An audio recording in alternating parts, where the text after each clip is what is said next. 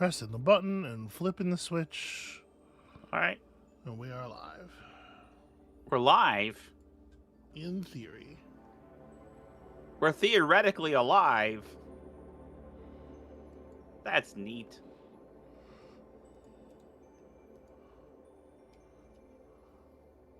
Oh, there's a link for me to share. Okay, There's a link for you to share. Let me get in there and grab this link. I want to watch this live.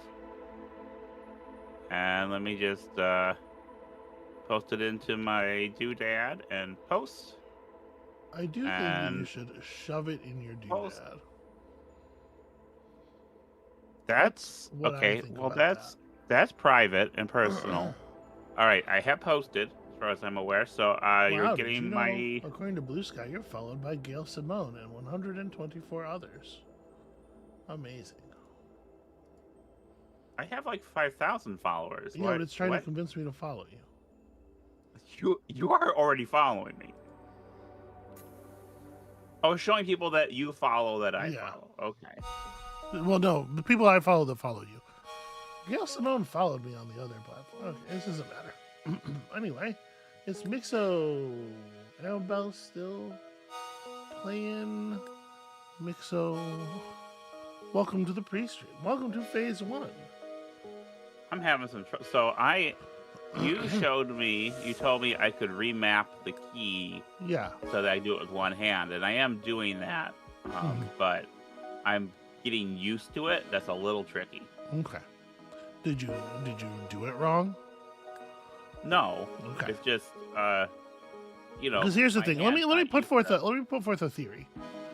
Yeah. I think that only the very highest level players only actually use both of the rotation keys.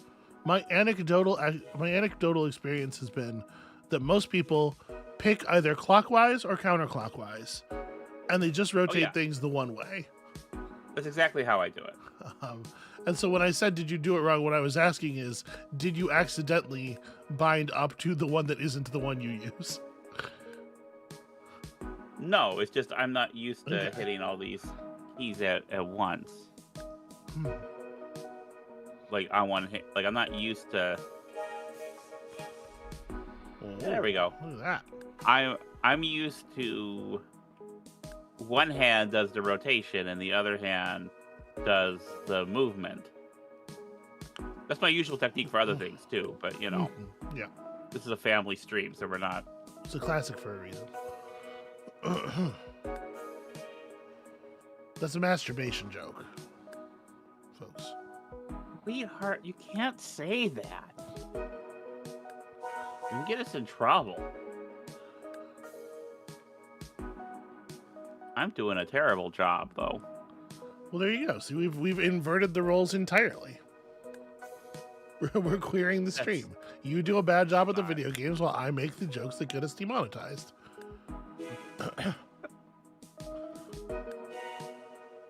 You're not monetized for this stream, are you? I'm not. I don't think we're showing ads. I did not configure it to show ads. If it's showing ads, we're not getting paid on those. I can't promise that YouTube won't show ads, but yeah, I'm just getting this like really wrong. We were trying to watch a Tekken Top 8 this morning because it was happening in Thailand, and that's time appropriate for we get to watch it in the morning. And they were running fucking ads. You know, like it was a Twitch stream, and they were running ads like a Twitch stream runs them. But then also there were additional ads while the stream was live, and it would just like cut the stream to a half panel and run the ad over the stream's audio, and then unmute it when the ad was done. And it's like, how many fucking layers of advertising do we need in this world? Especially because, I just don't think you did. Yeah, no, that's what's going on. Okay. I'm usually bad, but not this bad.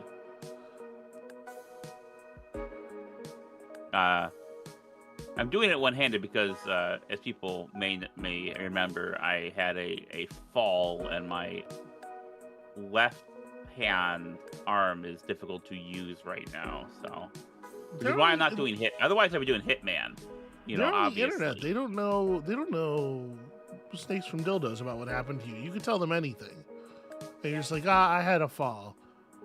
I would tell people that I fought a shark, and then Okay, loosely but describe the we plot already mentioned of. it on the previous stream, and also you mentioned it in the La Mulana video. So, I feel like it is a knowledge that is available to people.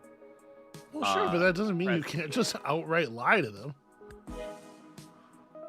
But I don't do lies. That's not Haven't you- that's not my bag. Haven't Baby. you learned anything from those clowns in Congress? I'm on some real like mid '90s Dennis Miller energy today.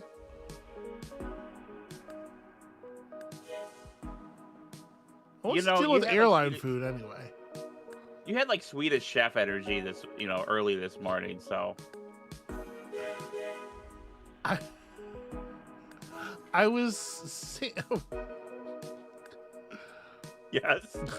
I was singing phonetic cognates of the dialogue from the Defunct Land video that you were watching. Is that what you were doing? Okay. Yes. Those That lines was had the lost same. on Those me, lines to had be the clear. same cadence, and many of the same phonemes. I'm doing so bad. It's not your best showing.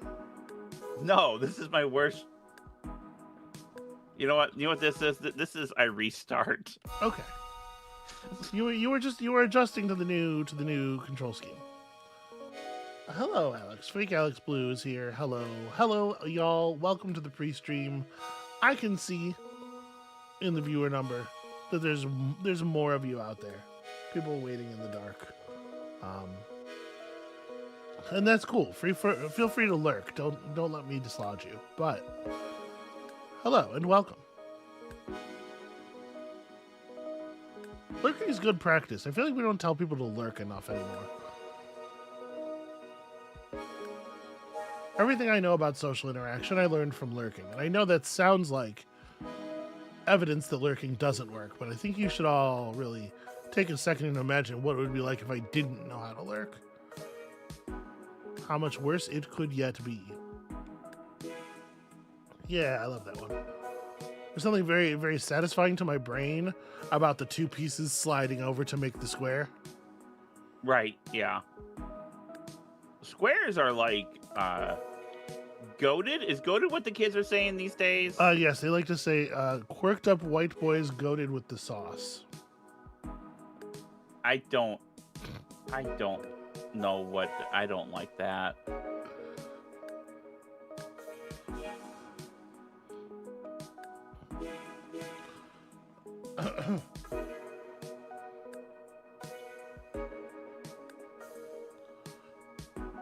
Fake Alex Blue likes your color scheme.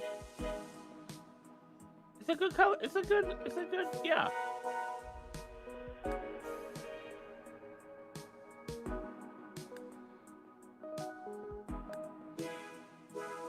Yeah, it's a good one.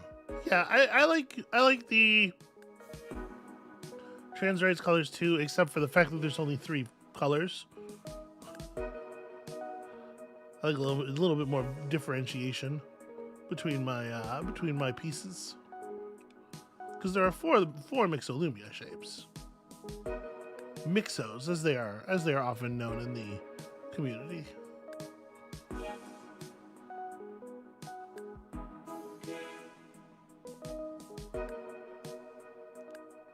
Would you buy a Mixolumia breakfast cereal?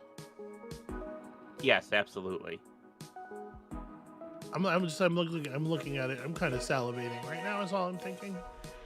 Yeah, that's pretty good. Oh, I did that wrong. You're doing a lot of good setup though. You're doing a lot of good like weaving the pieces together type play here. Thank you. Oh, that was wrong as well.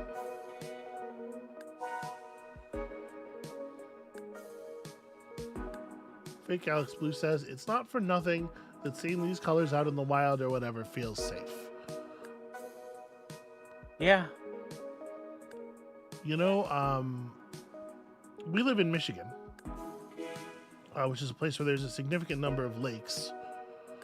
And the sort of like the natural incidence, the natural occurrence of these colors, a certain time of year, lakeside in the morning is really quite lovely.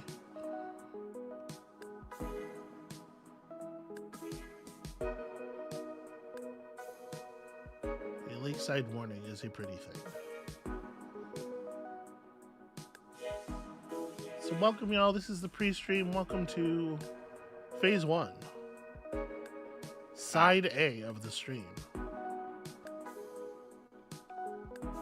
This is where we put the stuff that the record company wouldn't let us throw away. Oh, a little bit of a software hiccup there. We're good. Everything's fine.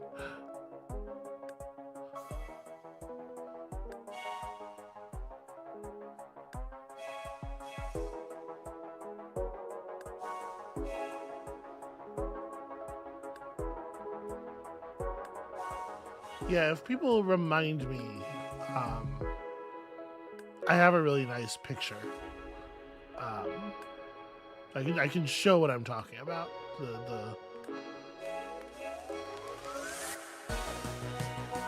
After Amabel is done here, crushing it, blowing us all away.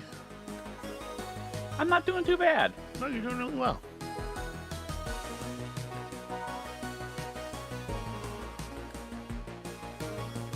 Now that I've said that, I'm gonna make more mistakes now.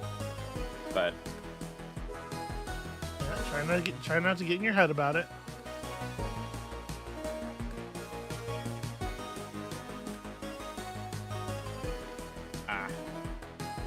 One twist too many, one twist too few.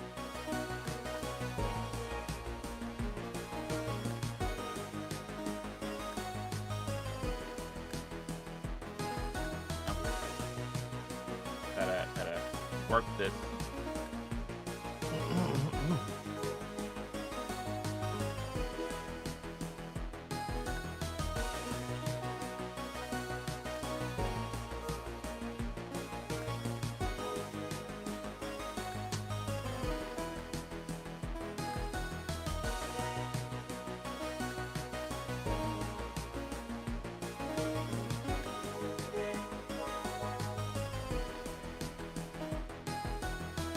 Welcome everybody, welcome to the stream. When Amabel has completed her welcoming game of Mixolumia, which is a powerful ritual. We'll be getting into something today that I hope people are going to be into. It's going to be a little slower paced than last time. But last time was just me dying over and over again, so I don't know. Slower pace might be a good thing.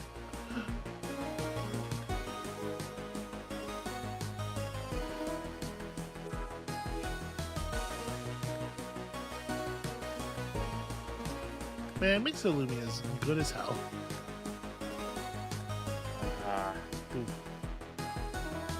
Yeah, no, I'm starting to get sped out a little here.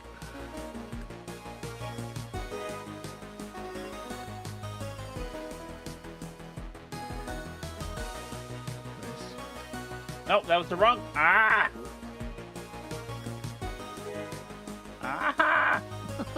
It's okay, you're alright. Nope, that was wrong as well. You're less alright now. Yep. Okay, that was a good save though.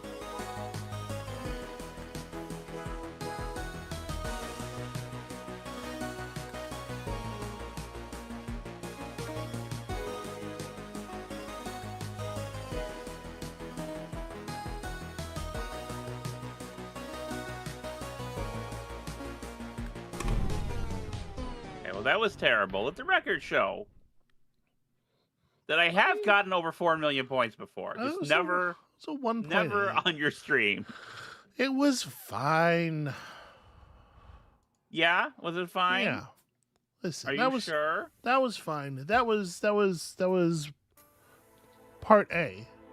Phase A? Phase 1. Hang on. All right. Let's see how fine that was.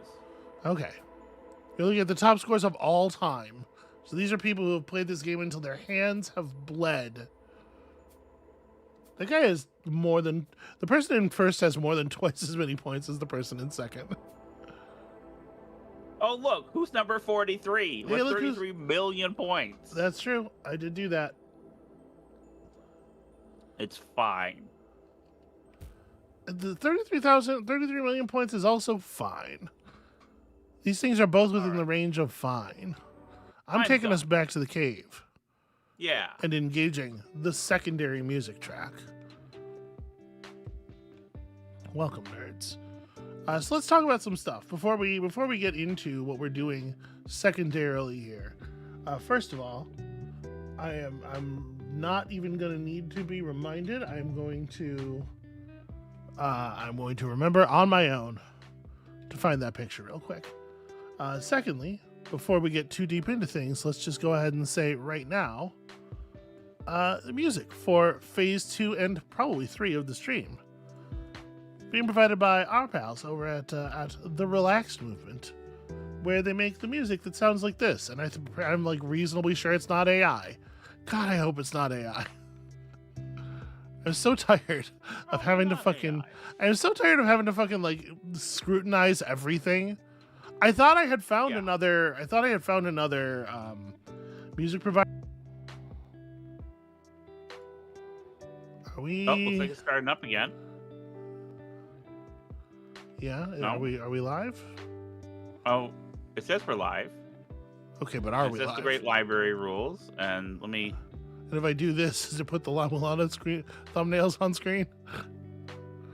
No. Wait. Hang on. Maybe. Okay.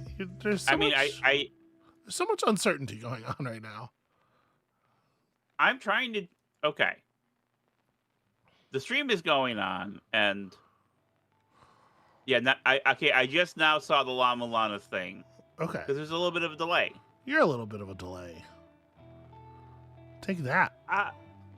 So yeah, the stream crashed. But then I don't know, I reconnected to OBS to it and everything's fine. I think. Okay. Okay. I think I blew everything up, but also everything's fine. So anyway, I was gonna find that. Where's that picture I took? Yeah. Not I took, but you know what I mean. I took it from the internet. Listen, I'm not one for going outside. All right? No, famously. Okay, but here we go. This is an unretouched picture of morning along the shore of Lake Michigan that someone I know took. And I was just like, fuck, man. All right, I'm not much for going outside, but fuck. Right? Okay, now it's there. Okay, oh, look at the deer. Yeah. Yeah. I mean, I'll tell you what. That moment right there, it's beautiful and clear, and it's so cold you can feel it in your bones. Yeah.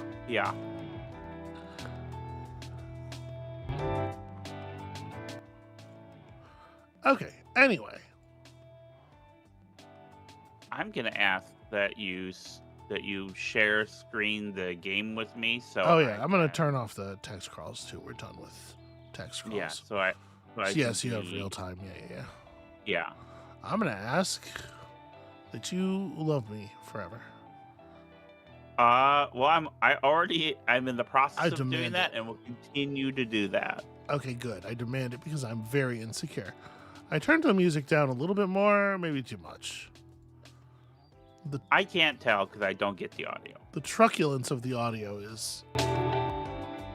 Here's the thing, like when I speak, it ducks the audio, so it doesn't really need to be that low. Anyway, here's the thing about this board game. Let's talk about this board game. The Great Library. This is the latest game from Vital Lacerda, who is one of my favorite board game folks. To hit Kickstarter, it is currently on Kickstarter. I'm going to pull the Kickstarter up here real quick. It looked like this. It's, of course, it has crossed the line. It was across the line within the first hour. I very much like Vital Lacerda's games. I think they are fun and cool, and they do the kinds of complications that make my brain feel massaged when I play them. So if you, in the process of watching this thing, think, hey, that seems great, this is how you get it. This is how you will get it, is go to kickstarter.com/project/Eagle Griffin/Vital Lacerda the Great Library. And you can back you some great library. And also, in addition, not as a backing reward exactly, but they offer as add-ons all of the other Eagle Griffin Lacerda games, some of which are kind of a pain in the ass to get a hold of. Not a lot of game stores stock, even like specialty game stores, not a lot of game stores stock Vital Lacerda stuff. And then especially my understanding is it's really hard to get a hold of the new version of Rococo. And that's here. You can get that as an add-on to your Great Library thing. So I think Rococo is rad as hell. Anyway, today, the idea of this stream is that I'm going to try to play a game of the solo mode. These games have solo modes generally, solitaire modes, some sort of simple AI opponent. Amabel and I played this earlier in the week, so I already know how it works, but I have not played any solo games. My intention was to play one last night to prep for the stream, but then I had narcolepsy on account of my brain is narcoleptic, so I experienced that instead. So, the board. Welcome to the Great Library. This is part of what I like about Vital Lacerda's games, is that they have a lot of little pieces and a lot of little areas and a lot of little regions and things that fit into the things, and it's a lot. I love a lot. I love a complicated game, And I love a deep game. I love a deep game more than almost anything. I am wise enough to know that there is a difference, that complication and depth are not the same thing, but I do appreciate complication for the sake of complication. I absolutely will accept a game that's just fiddly fingers everywhere for the sake of being fiddly fingers everywhere. So, intricate is the word Fake Alex Blue has used in the chat. That's a fun word for it that makes me sound like a grown-up with a certain kind of taste instead of some kind of broken child robot. A little nicer to yourself. I said fiddly fingers everywhere.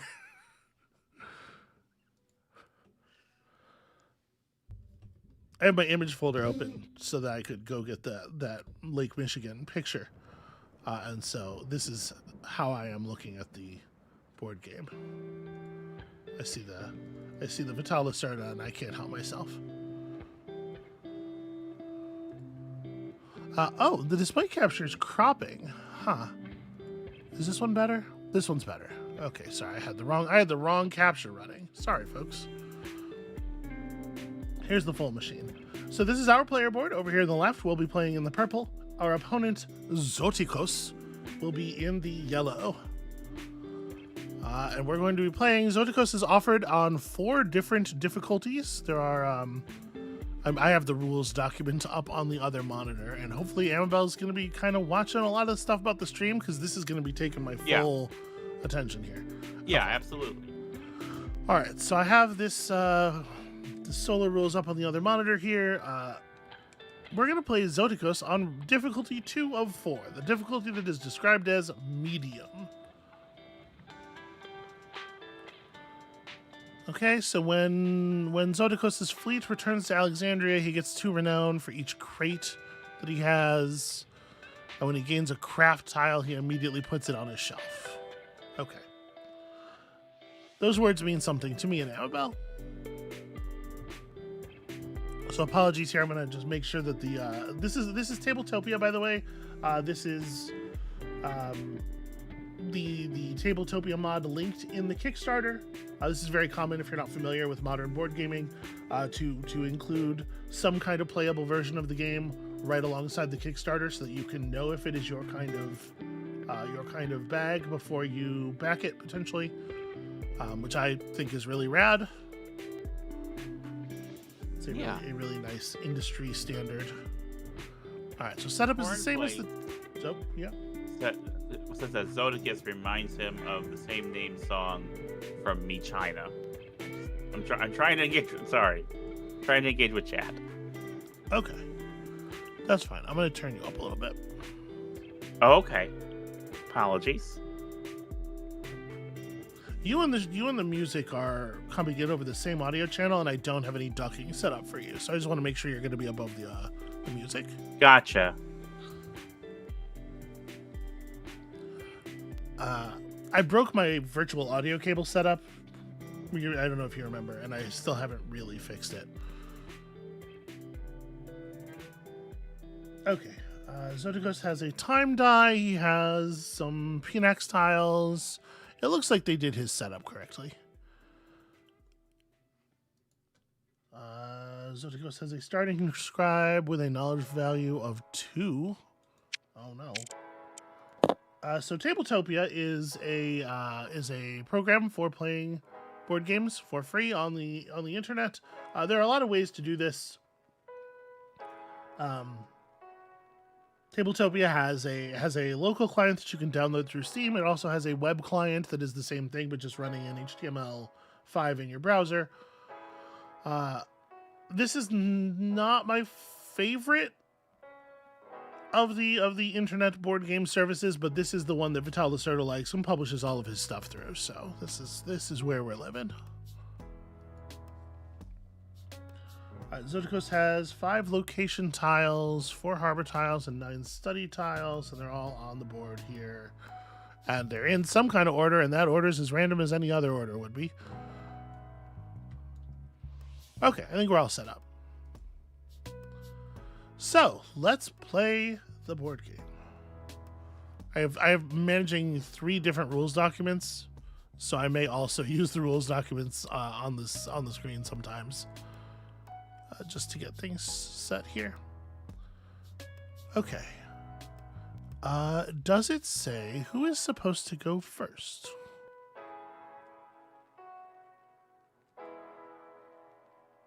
Because the inauguration round is done in player order, but it doesn't actually... I guess I get to pick.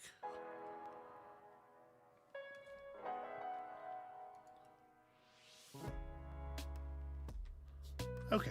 Well, what do you think, Amabel? Should we go first? Yeah. I disagree. We're gonna let Zoticos go first. You know why?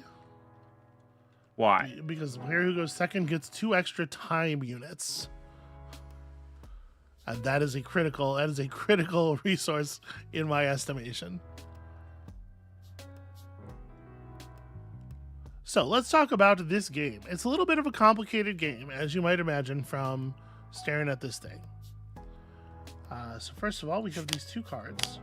If you've played a lot of modern board games, a lot of the pieces of this are going to be kind of familiar. The basic idea here is we have a score track going around the edge of the game board here. And we are going to go out into the world and gain manuscripts and crafts from distant lands and all kinds of things, and bring them back to the Great Library and slot them in the Great Library, which is this 5x5 grid right here.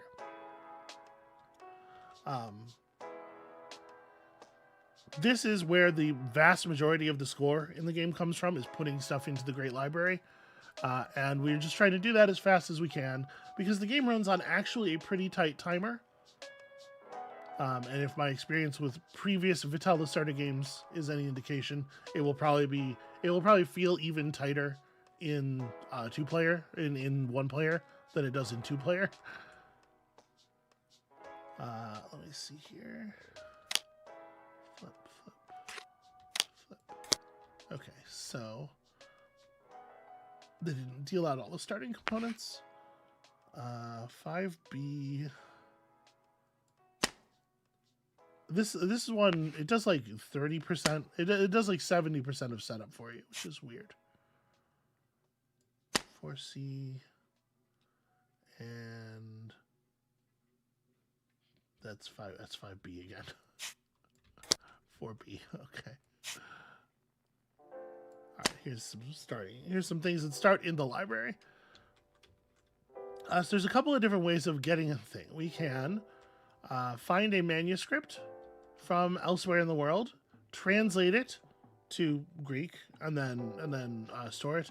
We can sail our ships out to distant harbors to acquire crafts, and we can, of course, learn things ourselves and then create great works that will pass down knowledge and culture and stand the test of time.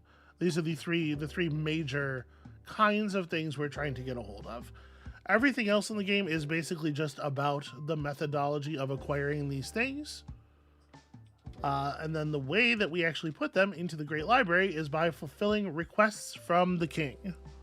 So these cards here indicate requests from the king. For example, this here is the king requesting a manuscript about blue is medicine and something, medicine and philosophy. And then also any other manuscript, any other non-blue manuscript, be placed in the thing. So we're going to pick one of these cards to start with, one of these requests. I'm going to choose to start with the request that awards a crate of silver instead of a crate of ink, because I think silver is a more valuable resource generally.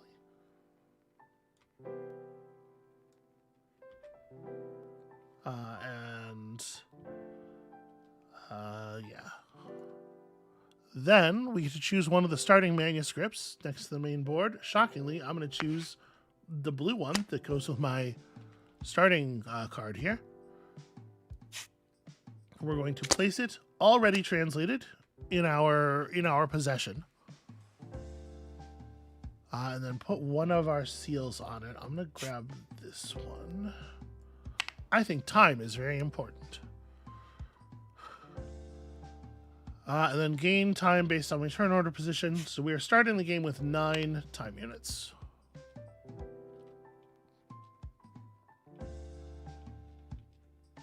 Okay, and that's that.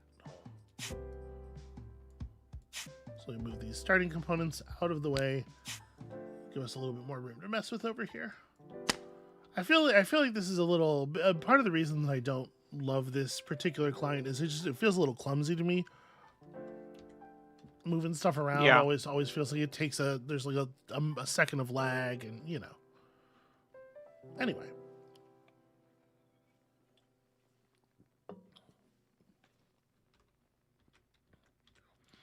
Oh, we need to arrange. Yes, Alex. The starting manuscript text is already translated. Yep, you can see already this side is translated. This side is untranslated. You can tell it's translated because it looks like it fits in your shelves of works. So I know it's a lot of components and stuff. Don't worry, I will explain stuff. I'm just making sure we're ready to go here.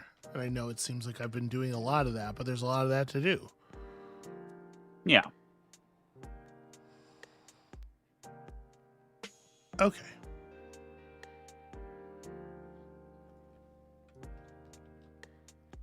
So, it's Zodikos' turn first.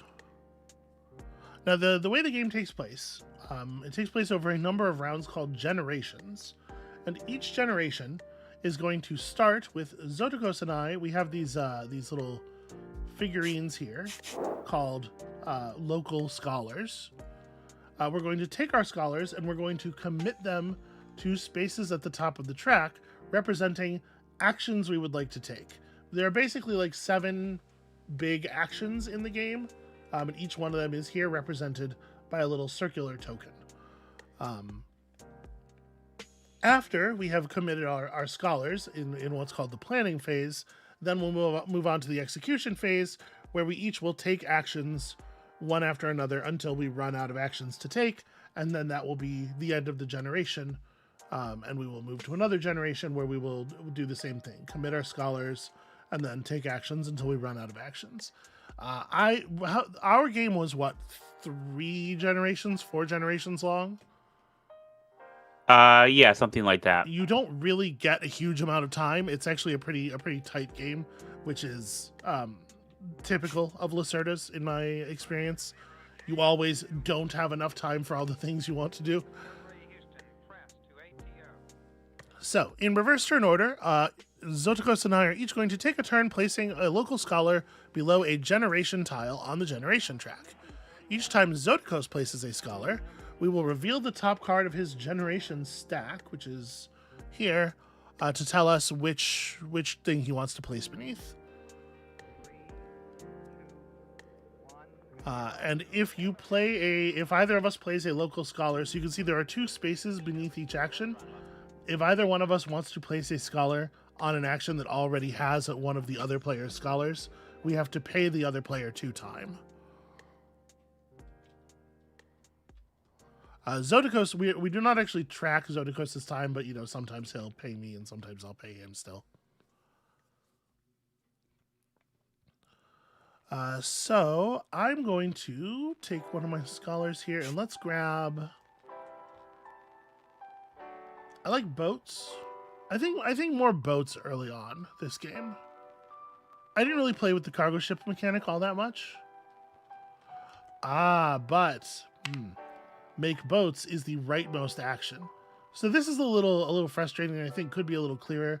It's a track of circular spaces. There's only actually tiles on these leftmost 6. Or these leftmost 7, but it's not the clearest given the color and the depth of the board. I wish these were a little bit more picked out, Yeah. So when I place down a scholar, in addition to all the other stuff that I just said, I will also gain some time. And the amount of time that I gain is based on how many generation tiles are to the right of where I just played. So the action I want to take most right now is this one, but this is the rightmost generation tile and I will not gain any time, and I feel very strongly about time. Amabel, am I being a big baby? Yes. Okay, fair enough. But I love you anyway. You know what? I'm going to commit somebody to the garden. How about that? So there's 1, 2, 3, 4, 5 spaces to the rightmost tile. So I gain 5 time for doing that. How about that, Amabel? That's pretty neat. So here's his next card. Wait, is this the right? He has like 3 stacks of cards that I have to manage. Sorry. Nope, this is not the right thing. The generation deck is this one. Shuffle. Hooah. He says research. Okay, so he takes up a position underneath research. And then I get to place my other one.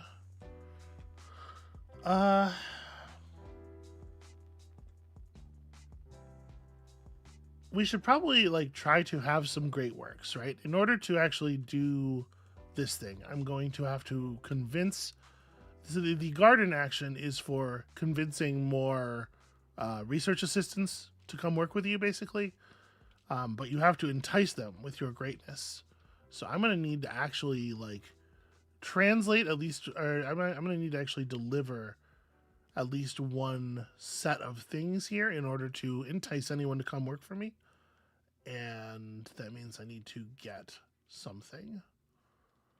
So we could try to get a craft by sending our ships out, or we could try to acquire and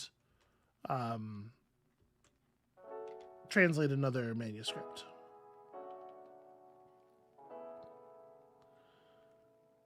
What do you think, Amabel?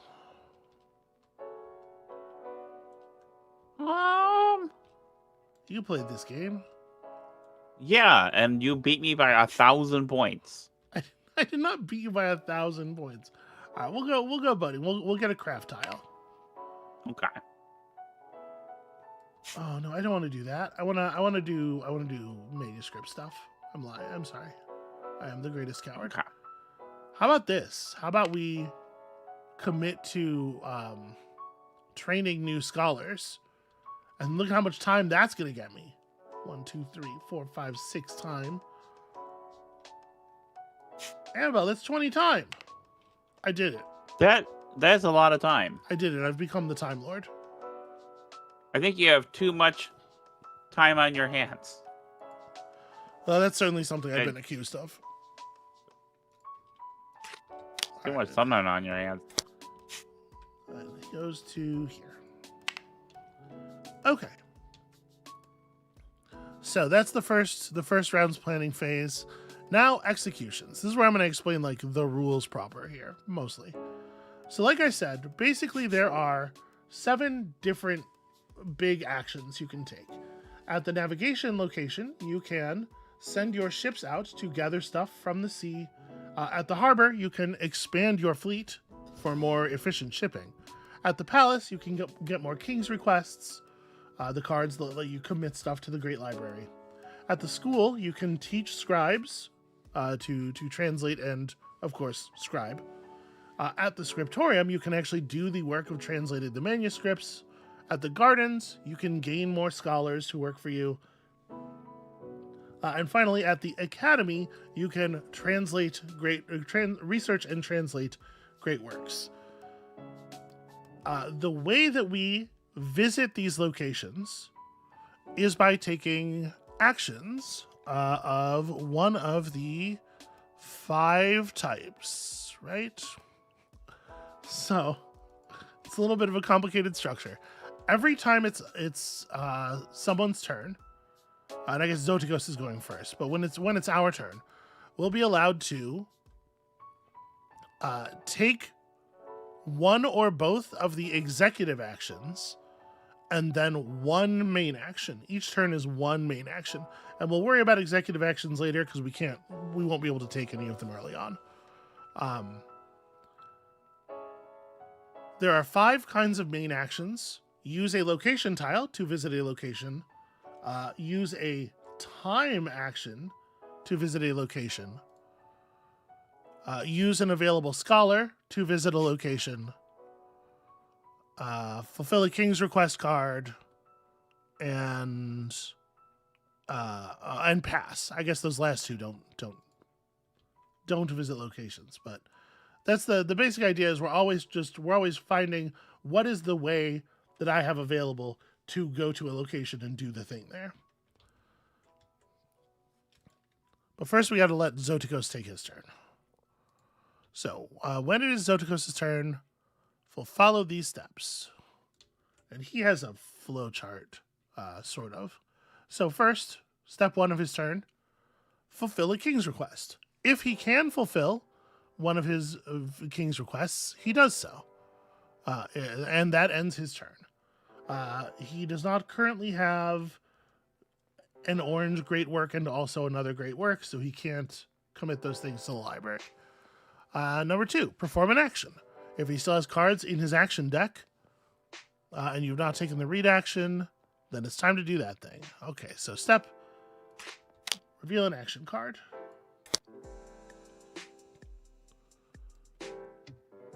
He will attempt to perform the action on it. If he does so, he ends his turn. If not, he will instead perform a navigation action. Well, this card depicts the navigation action, so we're definitely doing the navigation action. All right, so he just has a real simple flow chart. It's like do thing 1, if not, then do thing 2, if not, then do thing 3. Okay. So he pulled a card that looks like this. What does this card make him do?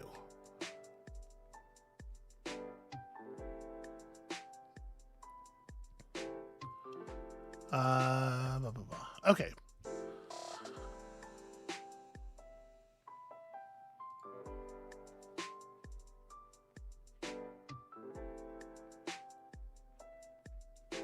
So reveal the top card of Zodikos' ship location tiles and attempt to perform the leftmost indicated.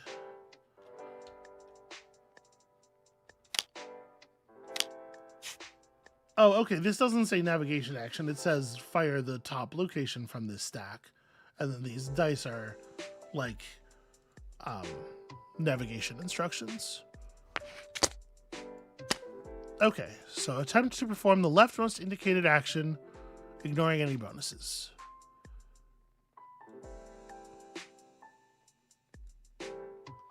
Where do his... If he has a local scholar below the generation tile showing the indicated action...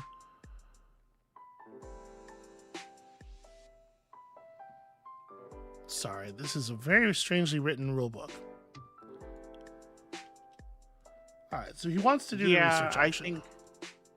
I think the Illustrator rulebooks are a little... They're not awesome. Alright, he has a local scholar. Reveal the top card of the generation deck to attempt the shown action. If he has a local scholar below the generation tile showing the indicated action, he does. Then that generation tile advances. This happens whenever a tile's scholars get pulled away from it. It moves across the top of the board, and that's one of the timing mechanisms of the game.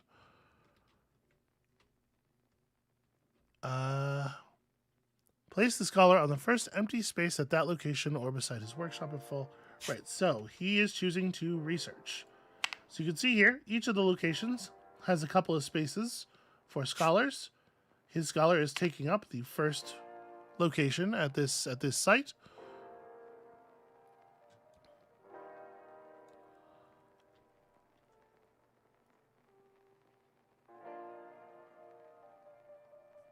Okay, and when he is at the research site, he does what? He reveal the top tile of his study stack and advance his academy marker on the corresponding knowledge track. Bloody hell, why do you have so many different stacks, my man?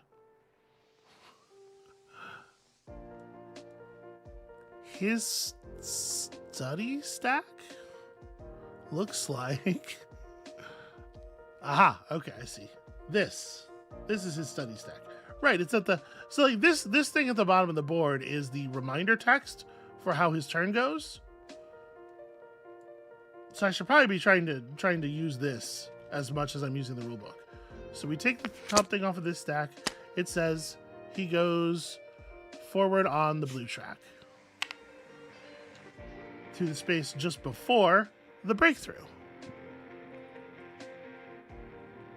That makes sense, right? Yes.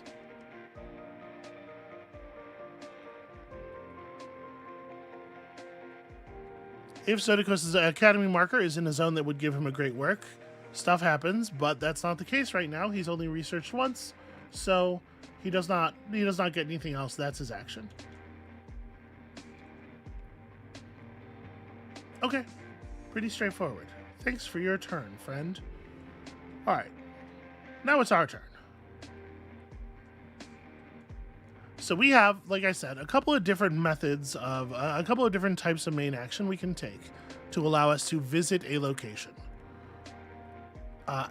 Action one of the most obvious ones is we can just use one of our two scholars.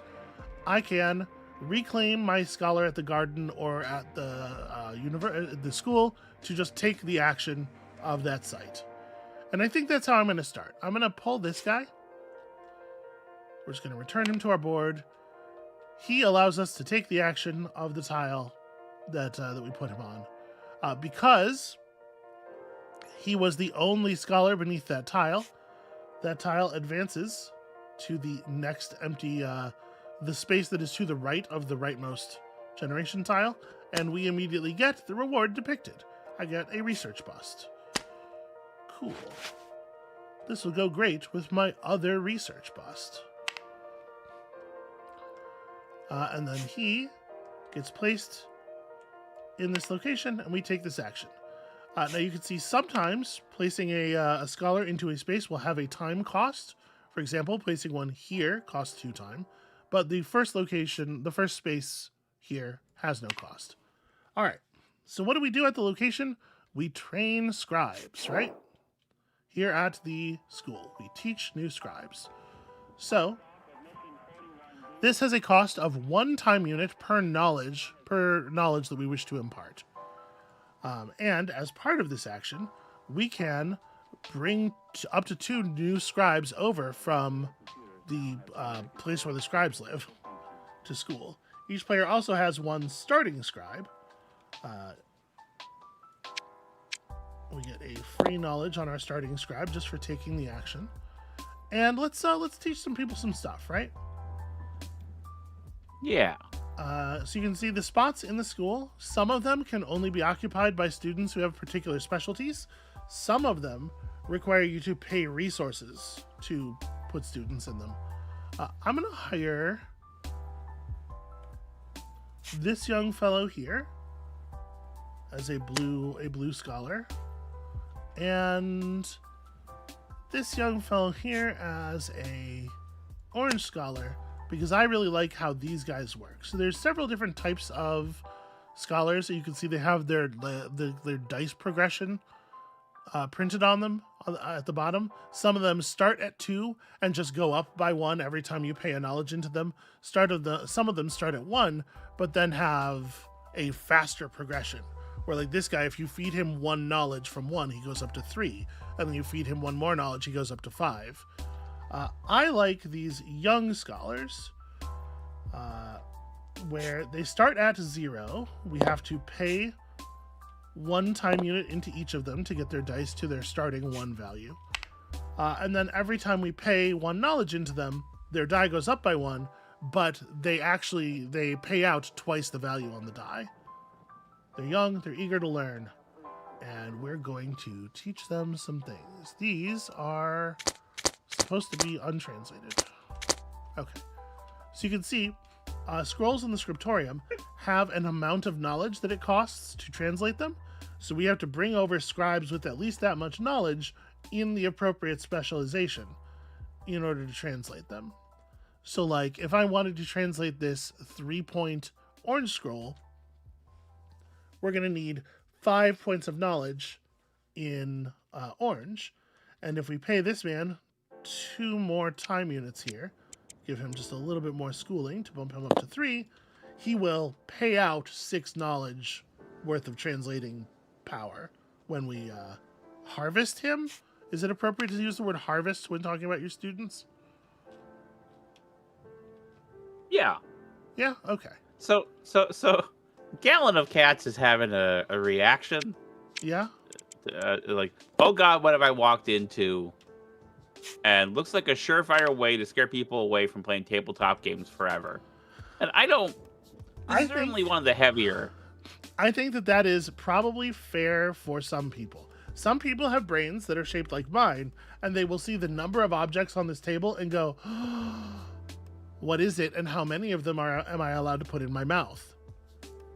But I definitely would not pop this out at the table like the first time you're introducing somebody to modern hobby board games. Be like, here's the 25-pound Lacerda I brought, and slam it on the table.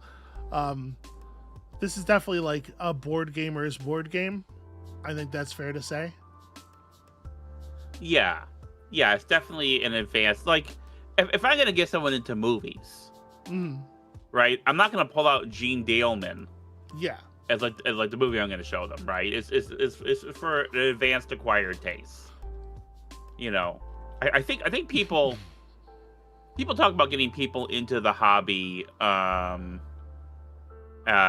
board games, how to introduce people to modern board games, and they talk about like what's a good gateway game, what's a good, and I think you have to give people some decision space, some decisions to make, some things to really dig in and see how it's different.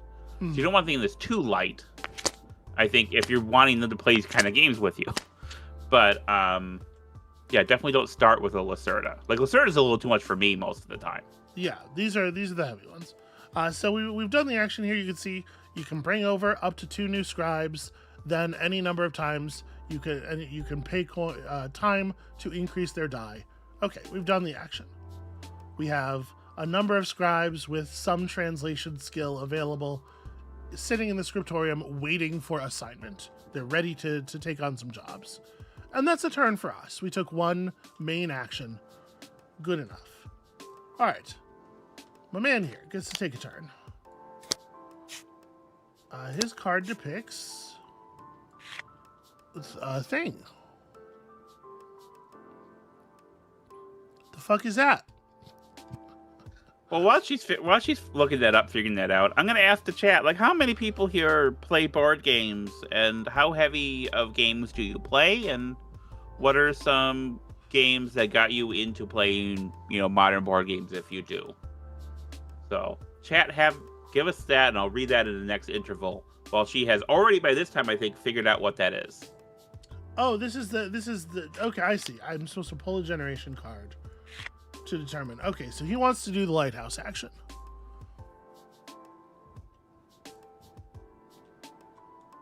If he will take the lighthouse action if he has a guy underneath it, and if he doesn't have a guy underneath it, he will instead perform the navigation action. You see, navigation happens a bunch. So you'll see this happen a bunch. So the navigation action. This is the action where we take our little boats and we sail them out to the various sites along this line in order to acquire goodies. How does his navigation action work? Well, here's some iconography for you. Move Zodikos' fleet marker counterclockwise to the first space where he can perform an action, load crates, or take a craft. If Zotikos ends his movement in the same space as your fleet, you gain a crate. Hooray! If you end your movement where his fleet is, you have to pay him a crate. This is piracy? I don't know what this represents. So, fleet marker counterclockwise to the first space. You can see it's kind of a really long oval. So he's just going to move to here. This is the first space where he can do something. If he ends his movement in a space with the left icon, take any 2 crate resources from the general supply and place them below his workshop. Ah, yes. If it looks like that, just grab 2 crates. And it doesn't matter what they are. These are we're just acquiring counters. Okay, so he has some goods. One of the nice things about these modern board game bots is that they don't really try to represent the internal complexity of a player position, just the external parts that another player would have to care about. When you're sitting at the table playing a game like this with an opponent, like when I was playing this with Amabel earlier this week, it doesn't behoove me to know exactly what the position of all of the things on her board are, and how is she geared for every resource. I don't need to know everything. I just need to know a couple of things, right? Like, how likely is she to move her ship sometime soon? How close is she to putting more stuff into the Great Library? And so they do a good job, I think, with these bots of trying to produce those external parts you care about without having the complexity of a second player for you to run. And I believe that's his whole turn. He sent his ships out somewhere and he got some crates, and that's a turn. Okay, back on us. So, like I said, there's a few different main actions, ways to interact with sites. We just got the ability to translate some scrolls, and so I would really love to take the scriptorium action now and translate. We can't use our local scholars to do that because I don't have any local scholars sitting on scriptorium. So how are we going to take a scriptorium action? Amabel? Wait, which one's the script? Right. Well, the scriptorium. Don't ask me to explain it. You're supposed to just fire back, like, oh gee, I don't know how. Oh, I don't know, Solid Bones. How do you take a scriptorium action? $5, same as in town. There's a couple of different ways. There's a couple of ways aside from having a scholar assigned, pre-assigning a person to an action. Over here we have the time board. Oh, these didn't get rolled. Sorry, these are supposed to be Random. Wow, that sucks a ton. Holy shit. Those numbers are way higher than I wanted them to be. So over here we have the time board. As an action, you can spend a time die. You just move it over to the left onto its action. And spend the number of time units depicted on that die to take one of the actions depicted to the left of it. So like we could take a scriptorium action here by just paying 5 dice and declaring this time action used. Paying 5 time units sucks a ton. Where am I at? I'm down to 13 already. We are running out of time very rapidly, and this action is going to consume a lot of our time. So, that's not one of my favorite ways to do this. Fortunately, we have another option. You have down here on your board location tiles. Location tiles can be spent to take one of the location actions on the tile. Now, unfortunately, right now, we don't have a location tile that shows the scriptorium, but we do have a location tile that shows navigation. And navigation is kind of a wild action that can be used to do a lot of things. So I'm going to, for this action, spend my location tile.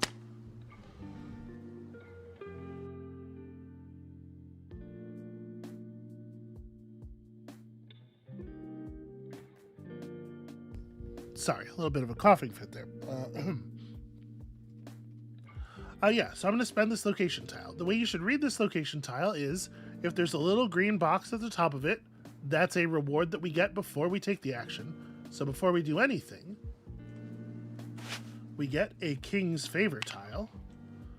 And then we may take one of the 2 location actions depicted. We're going to take navigation. So we flip this over to indicate that it's used. How does the location action, or how does the navigation action work? Well, you've already seen. You move your ships around. You move your ships along the lines to these various bubbles to claim what is in the bubbles. You have to pay 1 time unit for every 2 points of movement that you would like to give your fleet.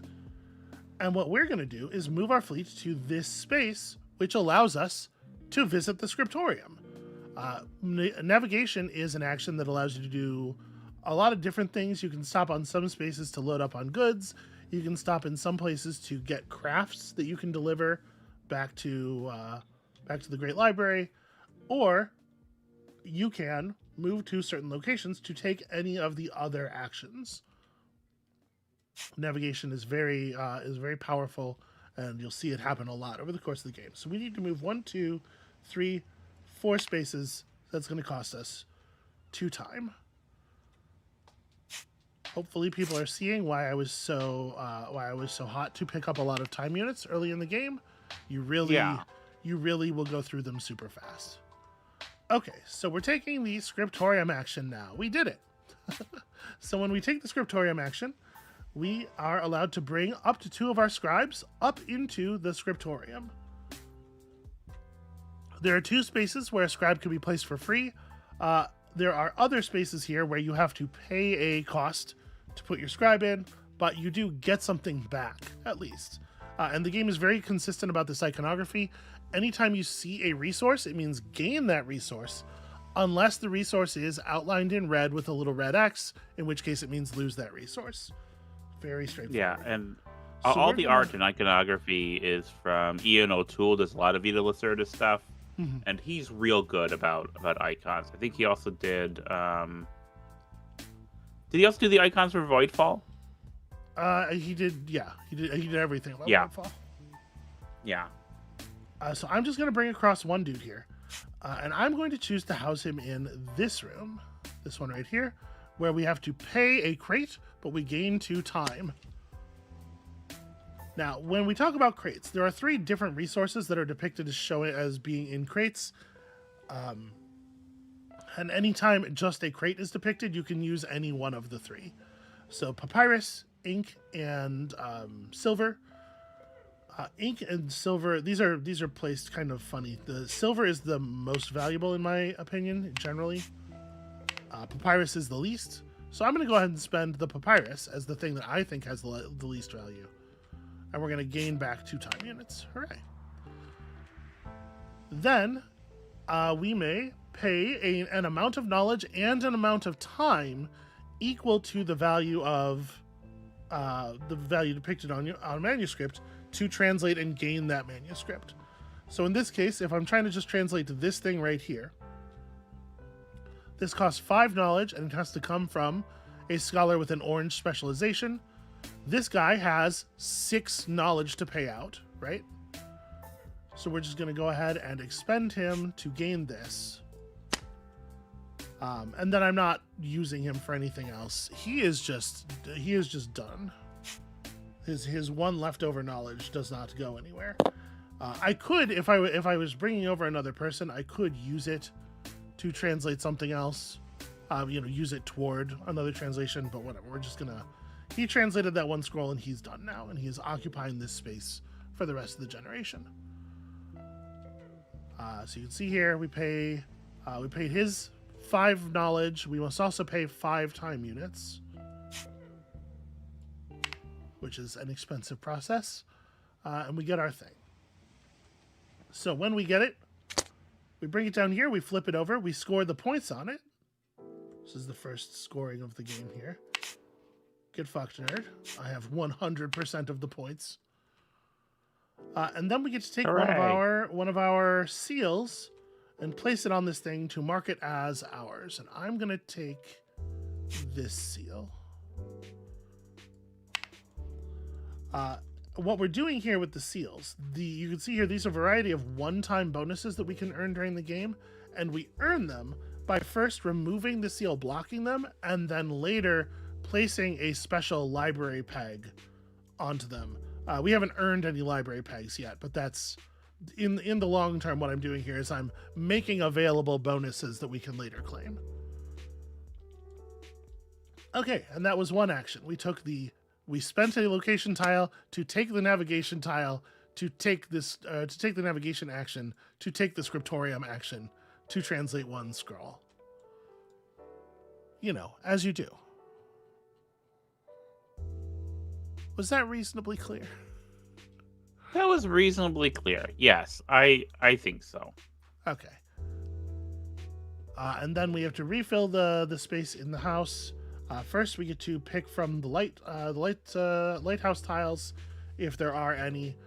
Then we get to, if there aren't any, we get to pick from the scrolls that are hanging out in the harbor. I'm going to take this one. And then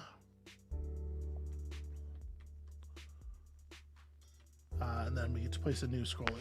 A new scroll goes into the harbor. Okay, there's always got to be 6 scrolls on offer, but they don't always have to be the same variety of colors. Okay, so we got ourselves a thing. That was good. It's his turn now. Lazuli, this is the Great Library. It's the new Vita Lacerda game that's on Kickstarter, and this is being played via Tabletopia, and she's playing the solo mode. The solo mode. On medium difficulty. Alright, so dude wants to take a navigation action. He loves the navigation action. So, counterclockwise over to the next spot.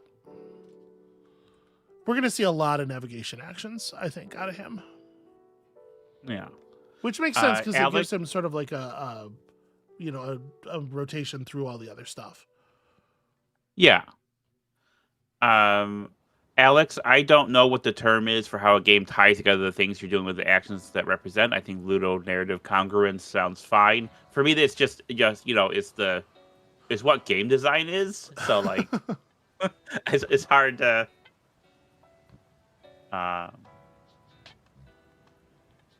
Oh, Jane is here, and wagging its tail. So that's good. Howdy, Jaina. Hello. All right. If he ends his movement in a space indicating a location action with the merchant ship, which is in fact where he has landed, he takes a crate and puts it below his workshop, and then performs the action. So, crate number 3 for him, and then he performs another research action. So we pull a tile from his research stack, it was blue again.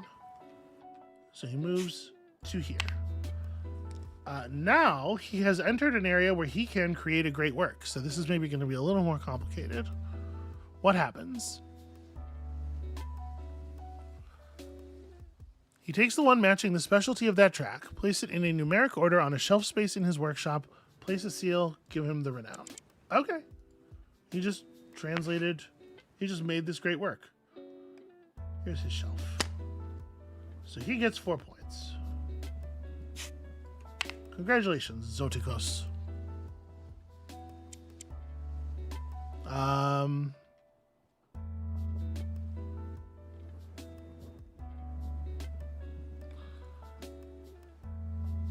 If the zone also grants a King's Request card as Zone 1, he takes the topmost leftmost King's Request card. Okay. So he gained himself a second King's Request.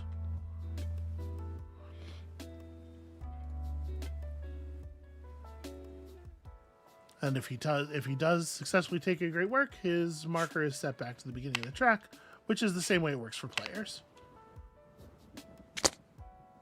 Okay.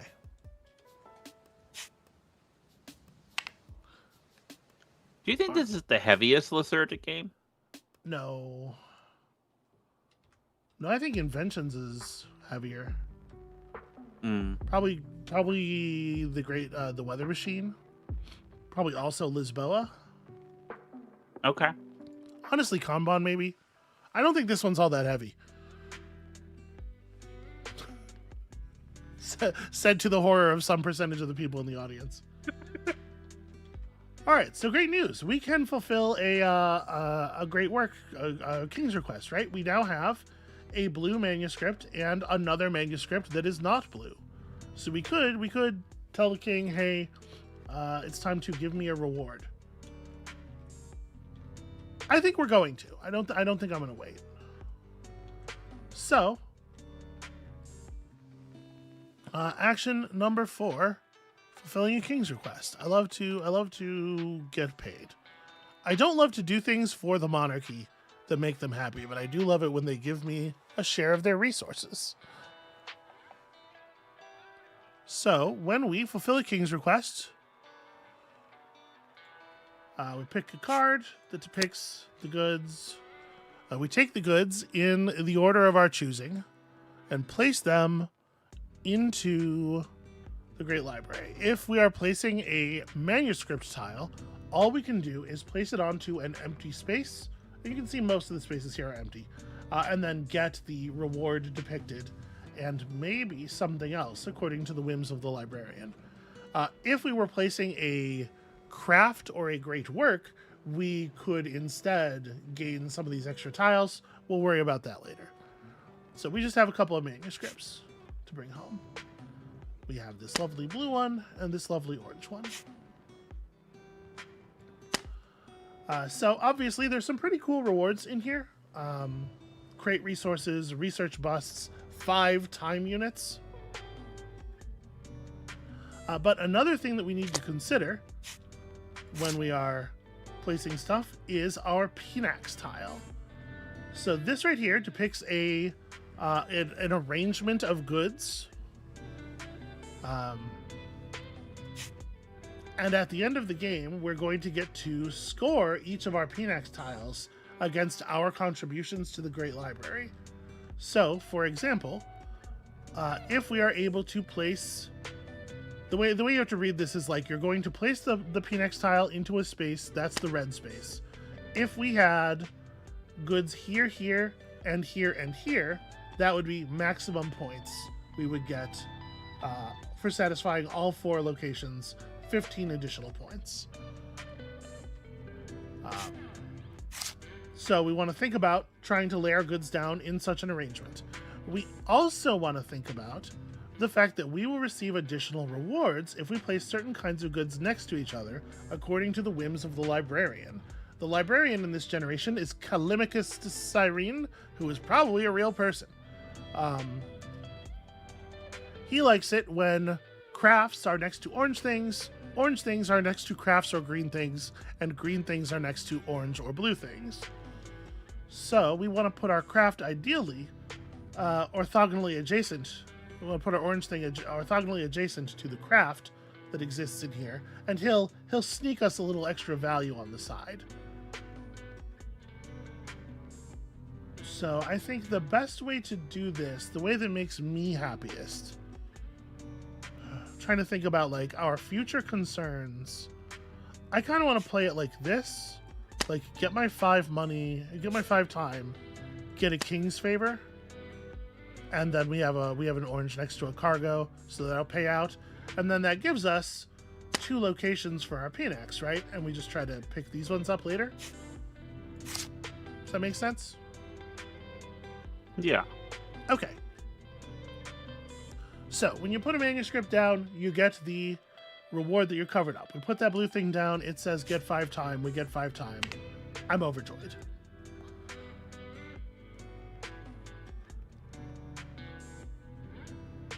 Then you look at the librarian tile, and if you placed adjacent to a thing, when we put the blue tile down, we didn't place adjacent to any goods or anything, so we don't get any extra bonuses. We put the orange tile down, we get ourselves a king's favor.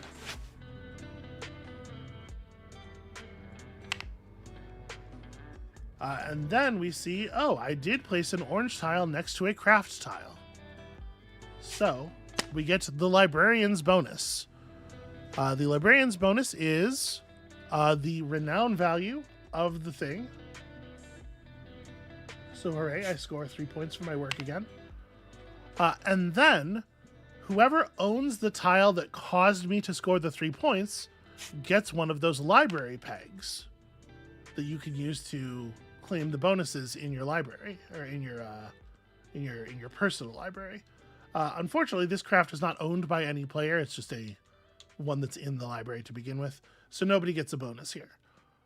But if I owned that, I would get the peg. If Zotikos owned it, Zotikos would get the peg.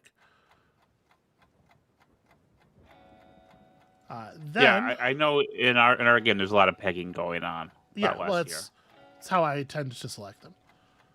Then we process the bottom part of the King's Request card. It may have a cost on it. Most of them will ask you to like pay a couple of time units to get the reward. The starting ones do not have any cost. They just give you stuff. So we get a research bust, which is cool and valuable. And we also get a crate of silver, and then we get to remove a purple cube. Crate of silver, a reward that I'm very happy to have. And then you can see here, these purple cubes, when removed, they will improve our various actions in some way. So if we remove this one, we'll be able to move 3 spaces with our fleet for every time unit we spend on ships. If we remove these ones, we'll get free points of knowledge toward either training or translating. And if we remove this one, we would get a free research bust for each time we take the research action. I think I'm gonna go boat. Boat seems real strong, right? Just being able to move your boats faster seems really good. Yeah. And then this is expended. We have done the thing. We have earned the points.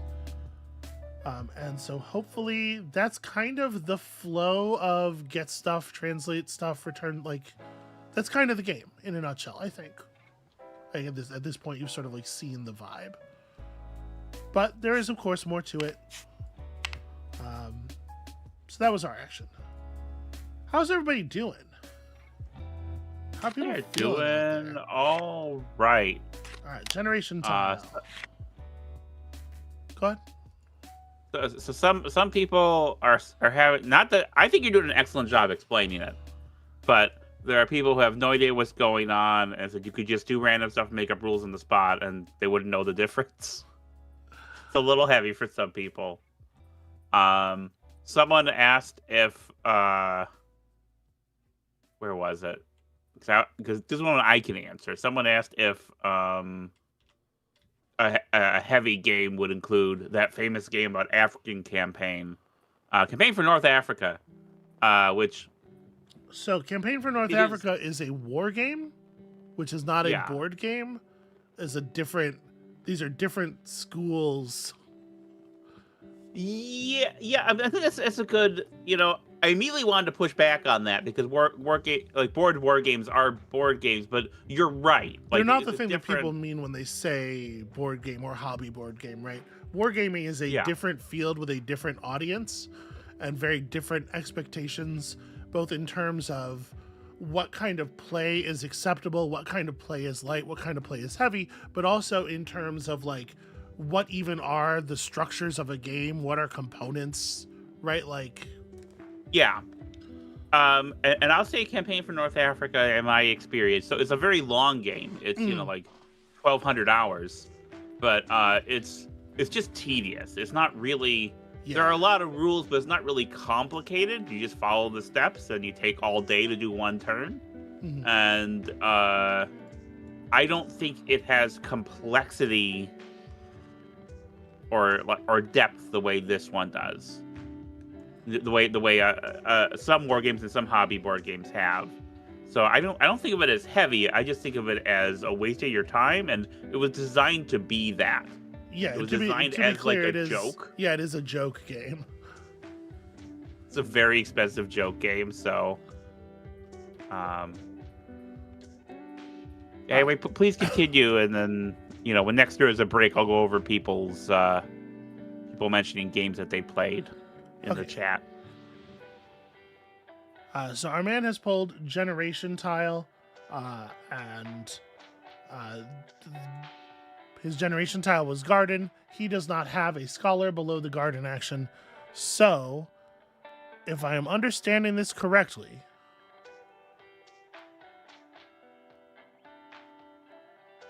he takes the Navigation action instead.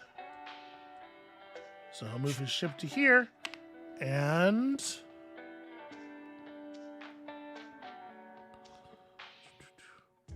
if he ends his movement in a space with a craft tile, he gains it, placing it either below his workshop or on a space in his workshop, depending on your chosen difficulty modifier. Oh, God. We chose medium. And in medium, when he gains a craft tile, it goes to his workshop immediately. So he gets this. He gets 3 victory points. He gets to put his marker on it. And this has implications for him. He's at 4? He was at 4, yep. So he is going to 7. This has implications for him because it means his next turn will be he can satisfy one of his orders. So that's interesting. Also, nope, that's it. His turns are pretty simple. It's just you have to follow the flow chart, Again, pretty standard with these bots, actually.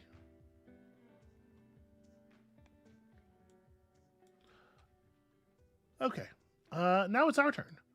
So once again, we can take a turn. We can choose what action we want to do, what location we want to take the actions at, by spending a local scholar who is in the appropriate place, or by paying to take a time action, or by spending a location tile that depicts the location that we want to go to.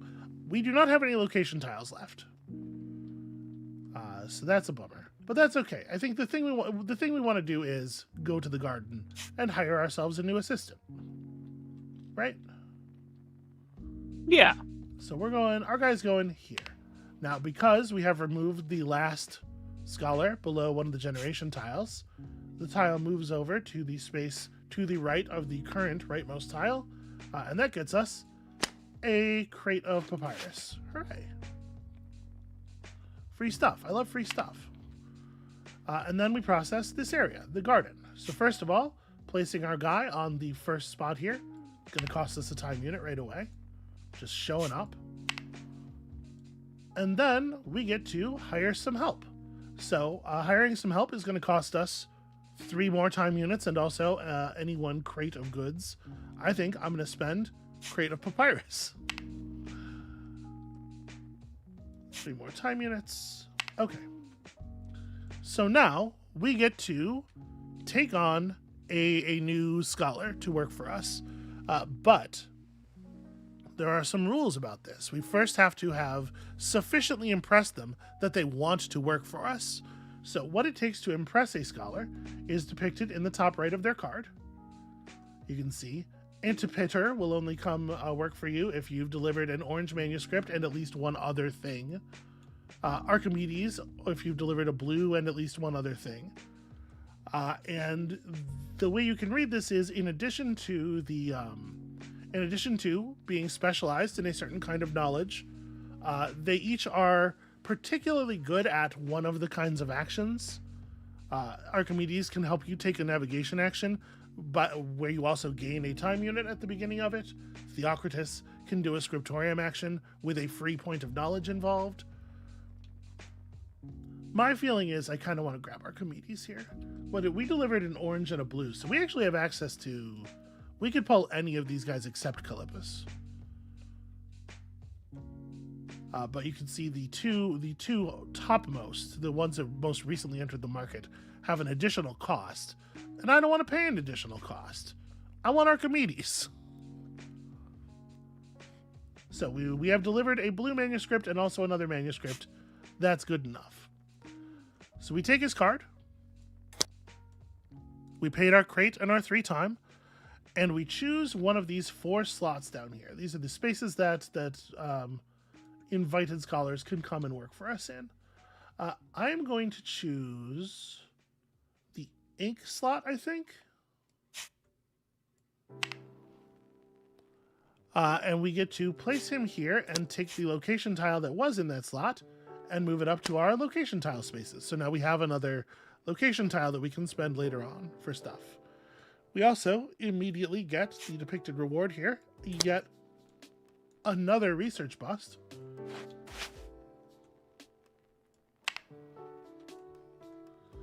Now on the real game board, these are multi-layered boards, and there's a cutout here, and you slide the card into it, and it covers up some of the information and doesn't cover up the other information.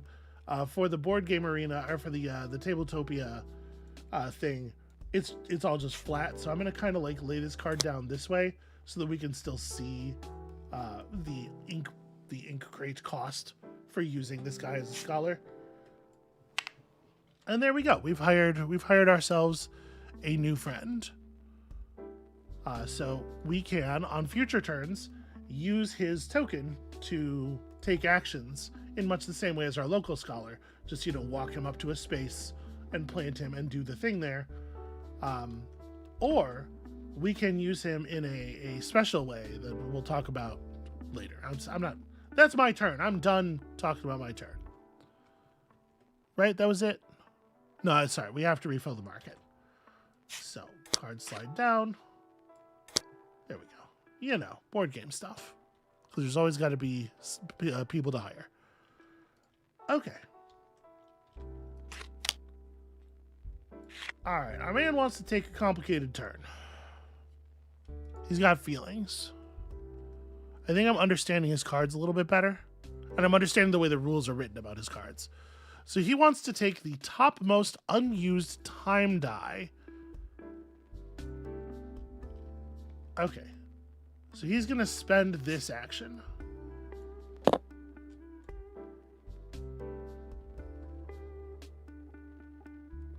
So he is targeting if the die was a 1 through 3, he does the top location. If the die was a 4 through 6, he does the bottom location. So he's going to the garden. He has strong feelings about the garden today.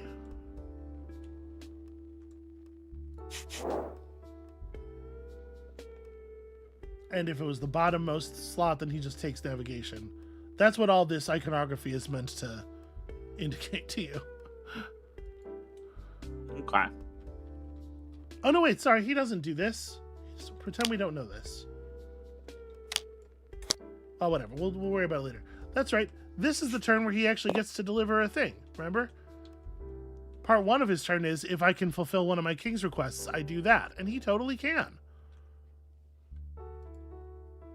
I forgot how to play the game. Apologies. Okay. So, he does, in fact, have a set of works that satisfy this requirement. This requirement, because crafts are wild. Crafts are considered to be any color for fulfillment. So he has a blue and a green here. So, fulfill the requirements using the one tile at a time in ascending numeric order from his workshop, and place that in the Great Library. When placing a tile in the Great Library, check from top to bottom, then left to right. Place the tile in the first available space where Zoticus can score renown according to the current head librarian tile. If no such space is available, he merely places the tile in the last available space in the library. Okay, so is there anywhere that he can score points by putting down a blue? It would have to be adjacent to a green, and the answer is no. He cannot do that anywhere, so he puts it in the last space.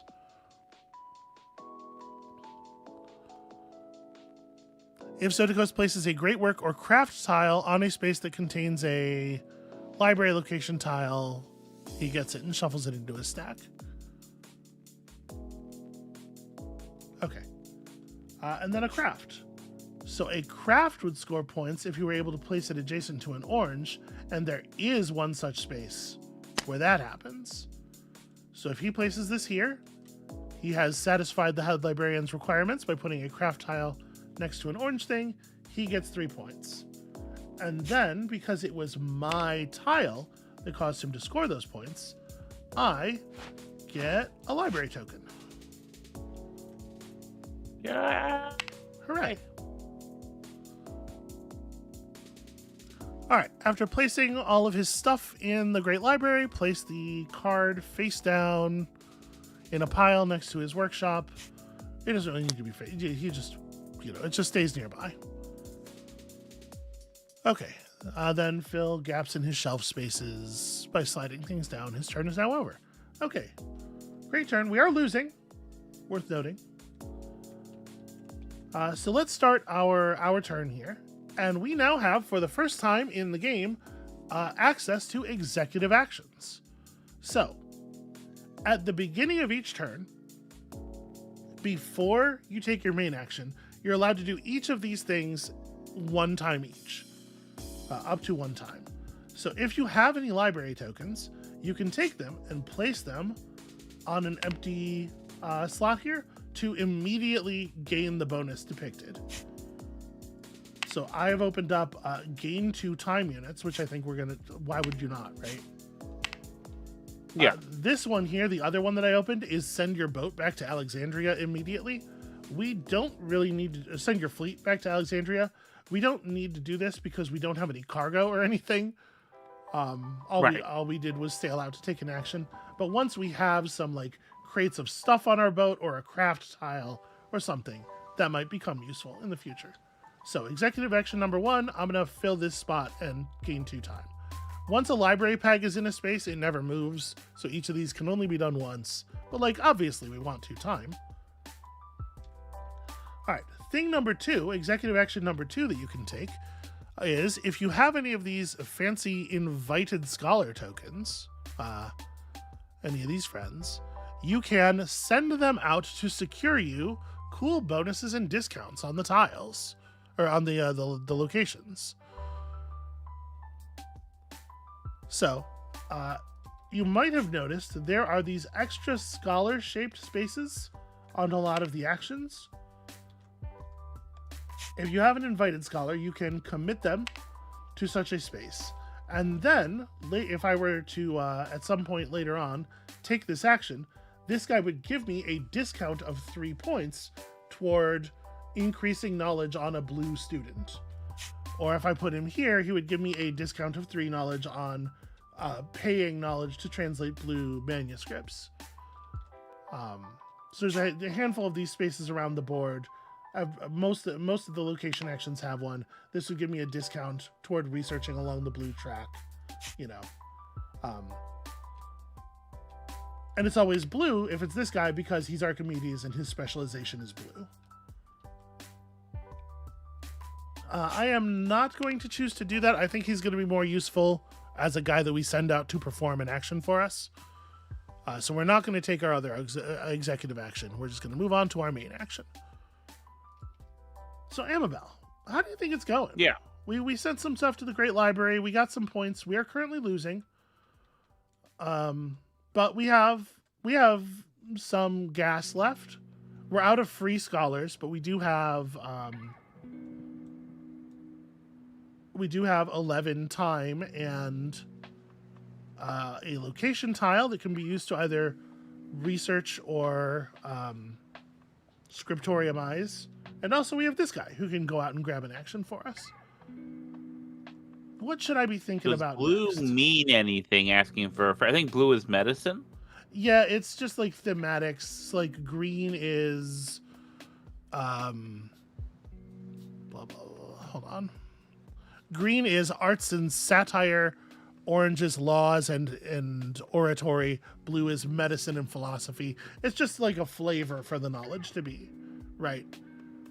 Yeah. So that it's I would not say I would not say like the stuff in like this in a Lacerda game is necessarily like it doesn't feel like medicine, doesn't feel like satire or whatnot. I think he does a good job with like the overall systems kind of feeling like the thing is supposed to be. Mm-hmm. But I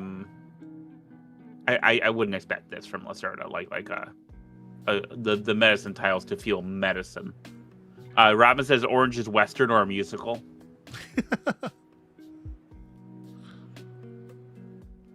So we haven't done any of. We haven't done any research, and it strikes me that it might be a good idea to do some research, if only because we might want to get a great work at some point during the course of the game.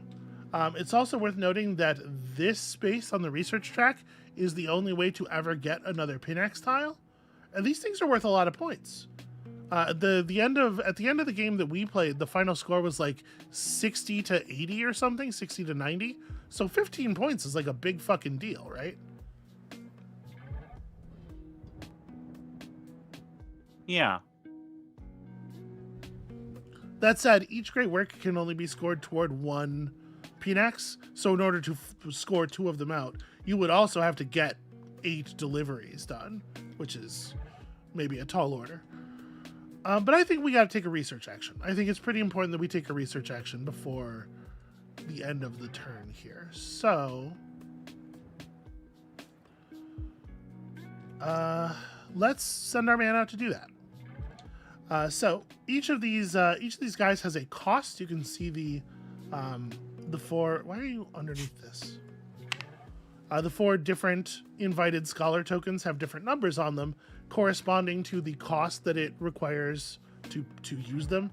So if I want to send this guy out to take an action, I have to pay him a crate of ink. The 4-point scholar, who is an even better discount man, requires a crate of silver, and you can see these lower ones require less, stuff that is less.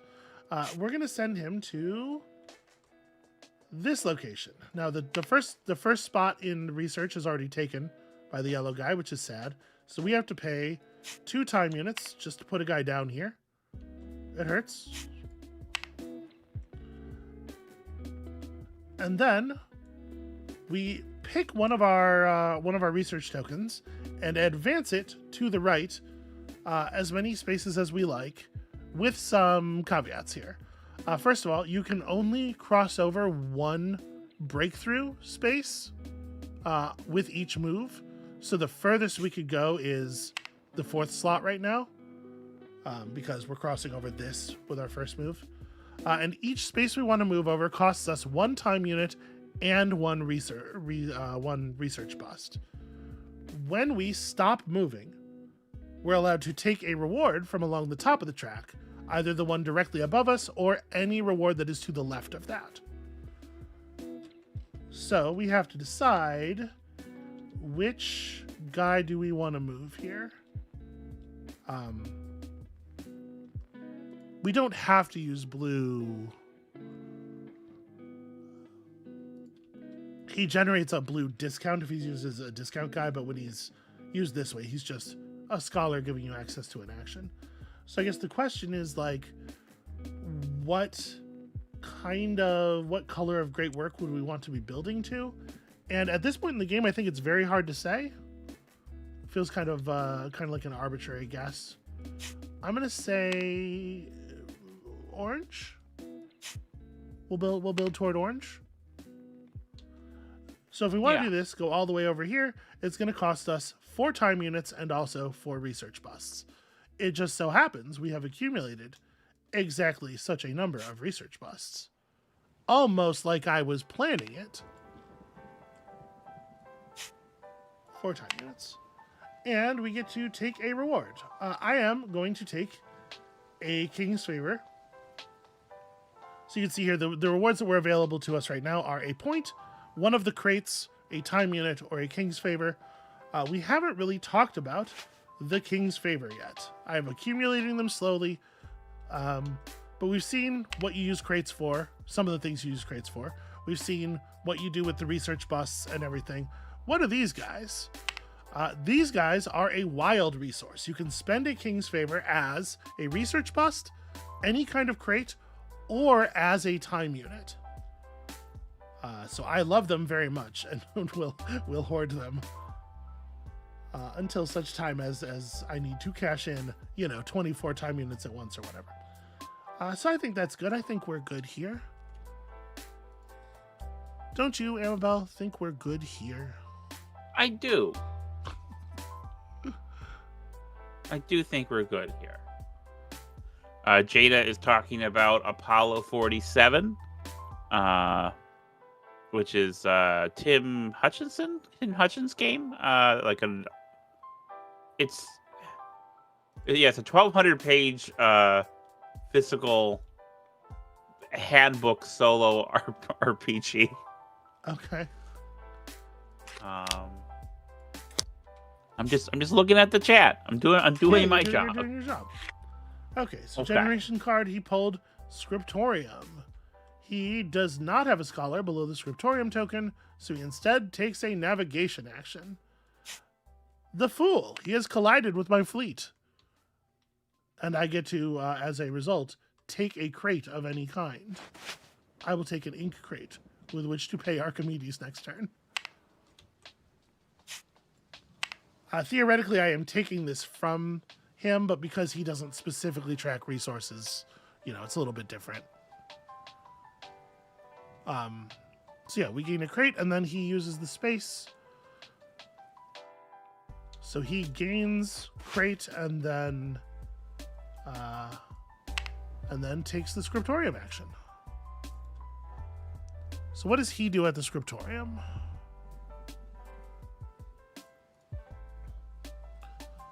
We move up to 2 of his scribes from school to the Scriptorium.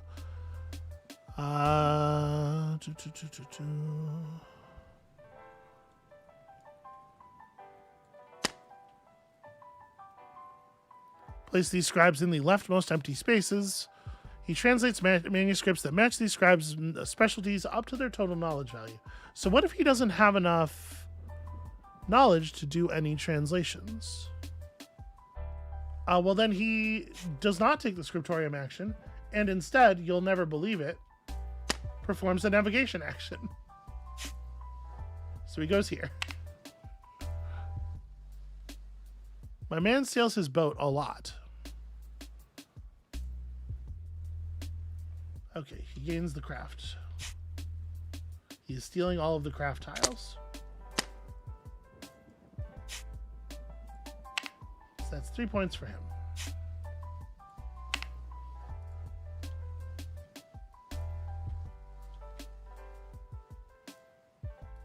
Okay. Now it's our turn. Hey, Amabel, we're really running out of resources here. We no longer have any scholars to use to apply to things. The only thing we have left that would allow us to take an action is this movement tile, or this one location tile. We could translate or train. And I am wondering if perhaps it is time to simply pass into the realms of our ancestors. Which is to say die. What do you think? I mean, maybe. He's a little premature.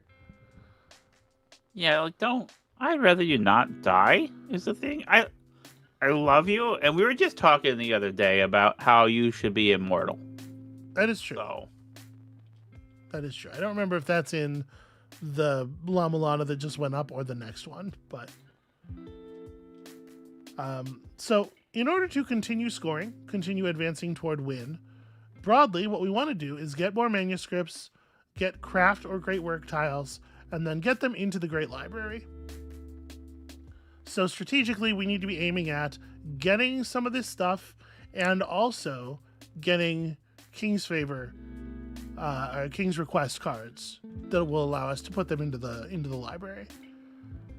Right now, the only actions we could take in that direction would be like train some more scribes up, because we certainly can't. Oh no, we absolutely can translate. What am I talking about? Look at all this knowledge. Amabel, look at this insane amount of knowledge that we have. That's a lot of knowledge. You know what? Let's do it. Oh, we're not going to have... shoot. The translation action costs so much time. We are going to be able to translate like a single manuscript. Right? We have 5 time units. So here's the thing. Okay. This guy is effectively 8 points of blue translating power, right? With his X2. And then we have our starting translator, who is untyped, the only untyped translators who can work on absolutely anything. So we could pull them both up here and then produce off of them 10 points of blue translate and take home 2 of these if we just had 10 time. Sadly, the amount of time we have is 5 plus 4.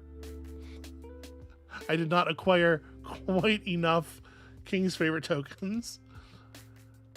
And there's no good enough as far as translating goes. And we can't choose to translate like instead a 5 and a 4 because 8 of our points of translate are specifically blue. So this is very awkward.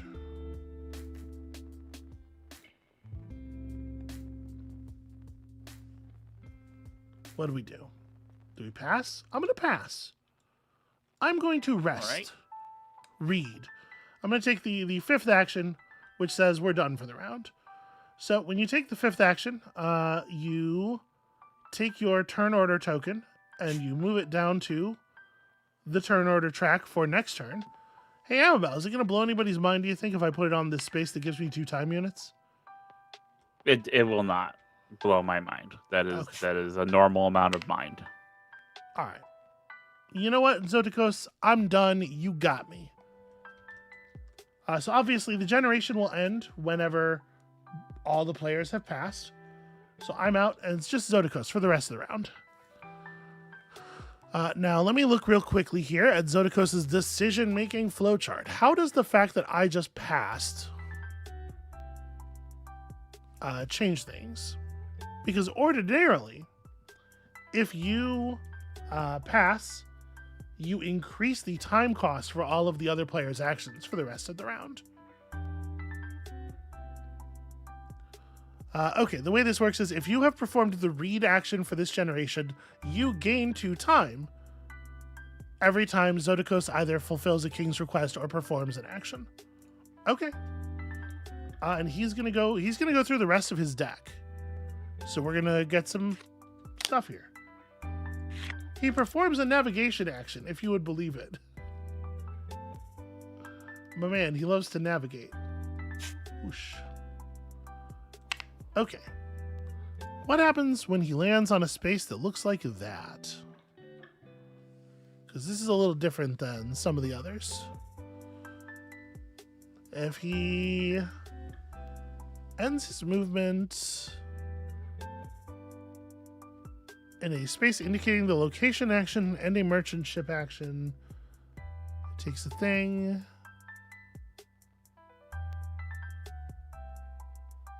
I guess it looks like he just never... Translation stones don't exist for him because he doesn't need them, right? So he takes a crate. He's going to take a crate and then do the garden action. Crate. What are the crates on your board used for, man? You have all these have all these tokens that you're acquiring.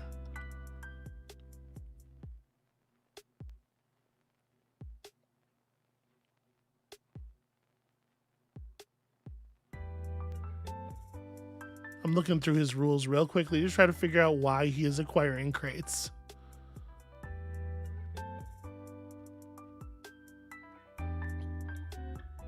Maybe if he gets all the way back to Alexandria with them, they do something. Hmm.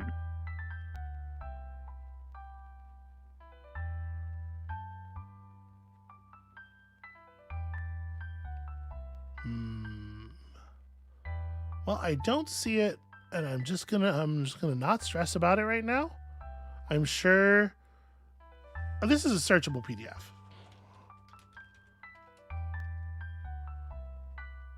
When his fleet returns to Alexandria, he will score 2 renown for each crate resource that he is holding. Shit.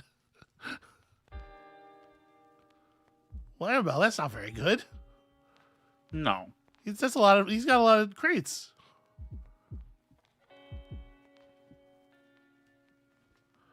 Okay, anyway, he's taking the garden action.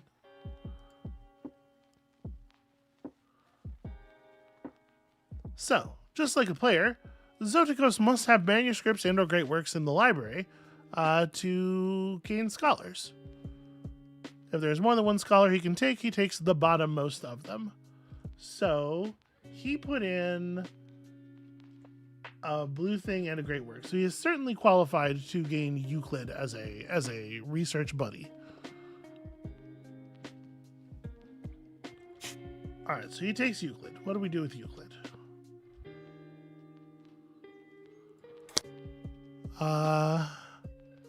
Shuffle the top tile from his invited scholar location stack into the ship tiles location stack.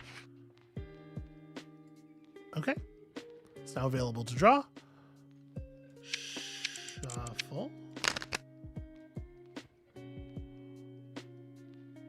Immediately move the related invited scholar to the scholar space at the location indicated on the invited scholar card and perform the action.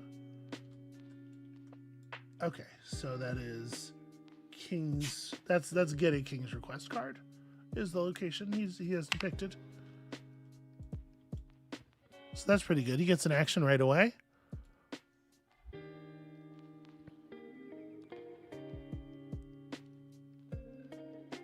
So here he just takes the top rightmost card from the display.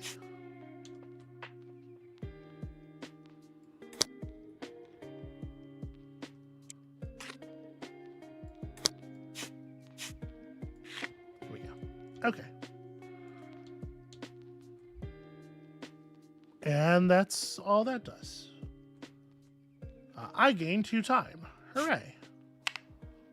Now it's his turn again. He takes his last card. It's a navigation action. He comes up here. He gets a craft. He's crafting the hell out of us. It feels like he gains points a lot. He gains points very easily. I worry about this. I gain 2 time units for his foolishness. Okay, he is out of cards. When he is out of cards, then on his next turn, he will use local scholars if he has any left. He does, in fact. He cannot put this local scholar on get a King's request because he already has 2 cards. So instead, he's going to take a navigation action. If you can believe it. The navigation action takes him to get a King's request card. So he's going to gain a crate. Then attempt to take a King's request card, fail, and take the navigation action.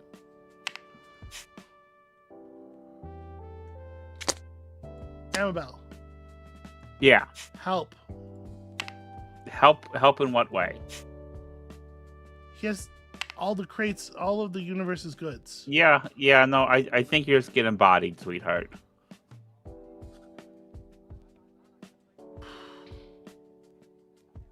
I believe in you.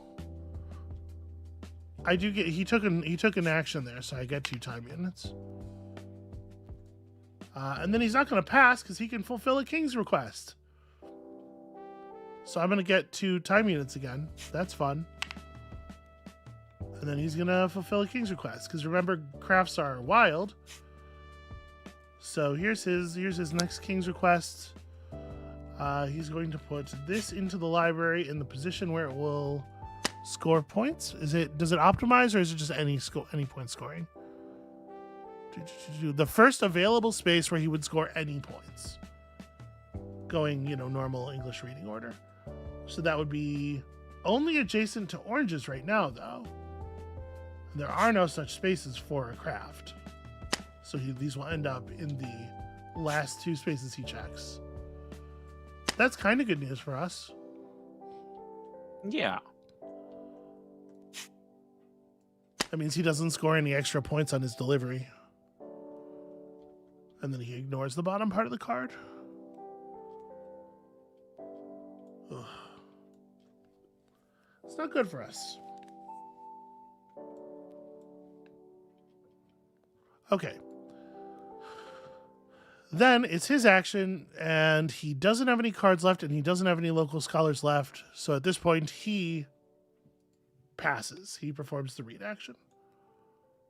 Okay, and that means that was the end of the first generation. Amabel, we did it. We made it through a round. What time is it? Yay!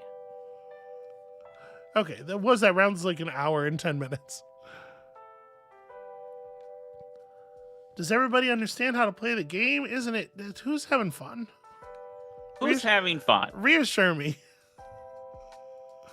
While I do the end of round procedure. Does anybody think this is interesting? I think this game is pretty cool. I think it is too. I think it's interesting. You want to do like a 6-hour stream today, but that's all right. All right, end of generation phase. Return Zodikos' fleet marker to Alexandria. Oh no. He gets 12 points? He gets 12 points. So, what's the score? It's 31-6. I might... it's possible I'm misreading. It's something... The thing is, it's just really easy for him to get crafts, but there's almost no crafts left. Like, he's run them out. So he can't... And he won't be able to do that again. He has a really strong first generation, but he won't be able to do that again. And in theory, I'm building capacity. So it's like the bot has a better early game and you have a better late game. Kinda. Okay. Anyway, was anybody having fun?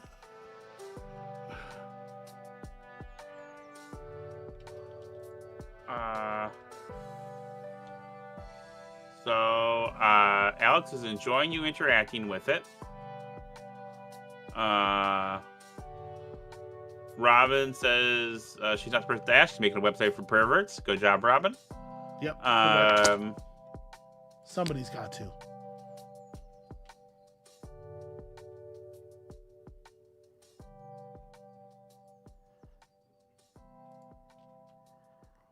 Okay, so we reveal the top tile of his study stack, take the indicated manuscript from the harbor, and place it below the lighthouse space on the scriptorium. Place it below the lighthouse space with the fewest manuscripts, leftmost if tied.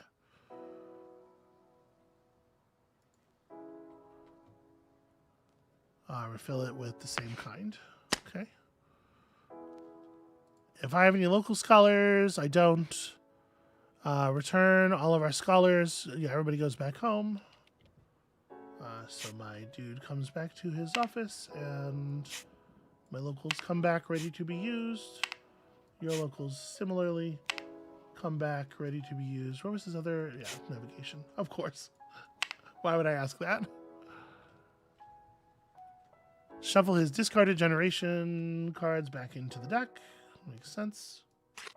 Oh, how do I do this? I always have a little bit of trouble manipulating stacks of things.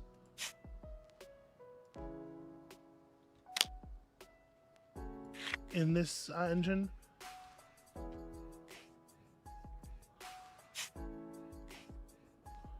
right. Yeah. It's very easy to accidentally grab the top card instead of grabbing the whole stack, you know? Okay, so we reset his decks. Then we pull another. Every round, there's one card that's not in his stack.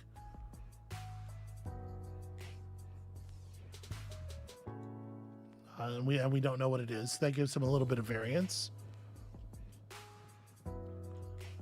Take the topmost head librarian tile from the stack on the right side.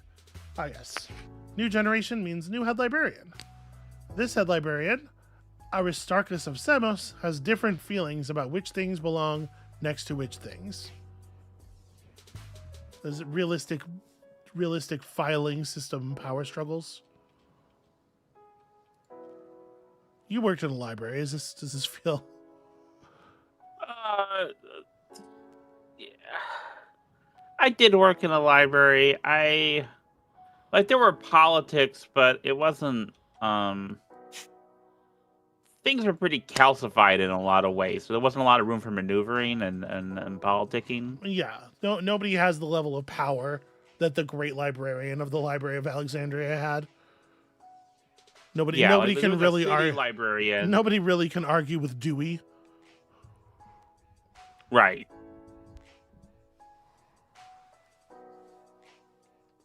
All right, reroll the time. We didn't take any time actions, but they were really expensive. Okay, here we got some cheap ones.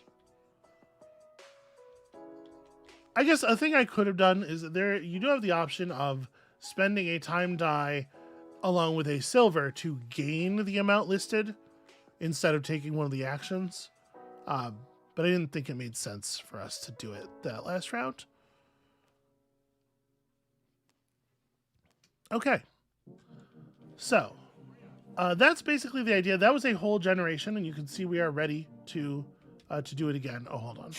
After he got an assistant, more assistants gets out. Okay. What kind of hat are you wearing, sir? Interesting. The game continues until there's 2 or fewer spots left in the Great Library, or generation tokens have been moved over enough to hit this space over here. It's not actually very many generations. It turns out to be a pretty short game in terms of rounds. But a round can potentially be pretty long, as y'all saw. I think that was a pretty juicy first generation. So, yeah, that's it. If nobody has any critical questions or anything.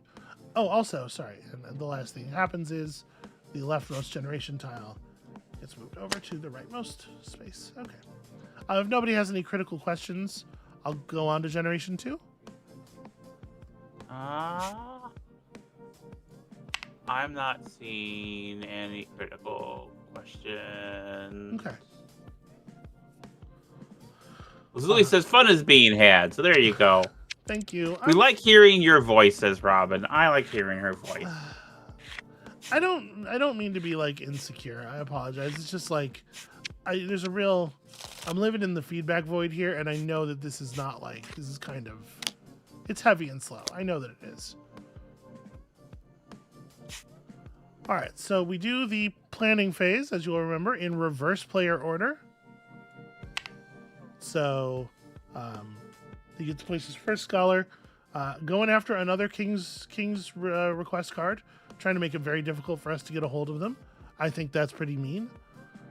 Because we passed so much earlier than he did, we have a huge surfeit of time. So we really don't need to be considering which actions to take based on how much time they will give us, which is probably good. So we just what we need to be focusing on right now is getting things. There is still 1 craft token left, craft piece, and we are very easily in position to take it. So navigation might be a reasonable thing to pull. We also have a location for either generating knowledge or much more likely translating, right? Yeah. Blue is pretty juicy. Blue's in the middle of the shapes. Blue's in the middle of the colors this time. So next to oranges or goods, crafts will get us some nice value.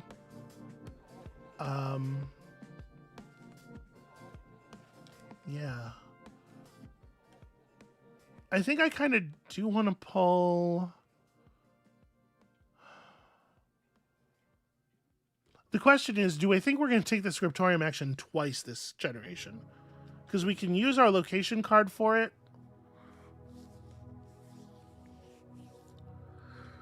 I don't know that I want to commit a guy to it.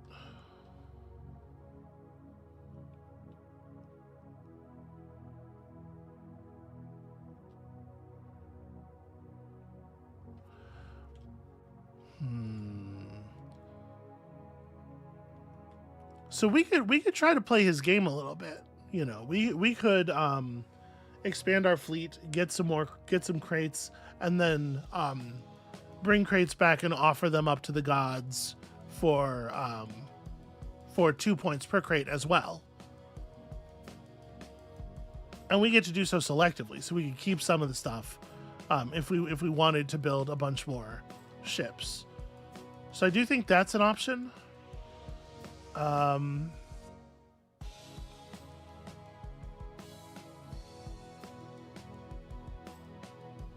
The cost of navigation via time is very, very low.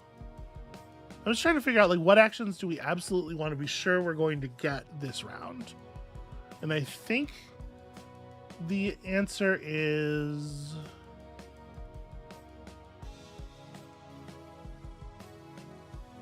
Harbor's non-competitive, but it's also kind of hard to get. So let's put a guy on Harbor, the one that lets us build more ships. Think? Yeah. Okay. And that will get us 1, 2, 3, 4 time units right there, which is gonna almost cap us out. All right. And he will mark the scriptorium action. And then we're going to put our last one down, and no matter where we put this, we're going to go up to 20 time units in the bank. We could garden for more assistant.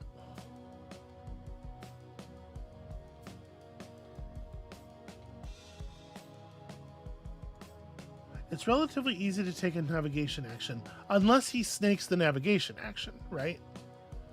Maybe I should put down on navigate.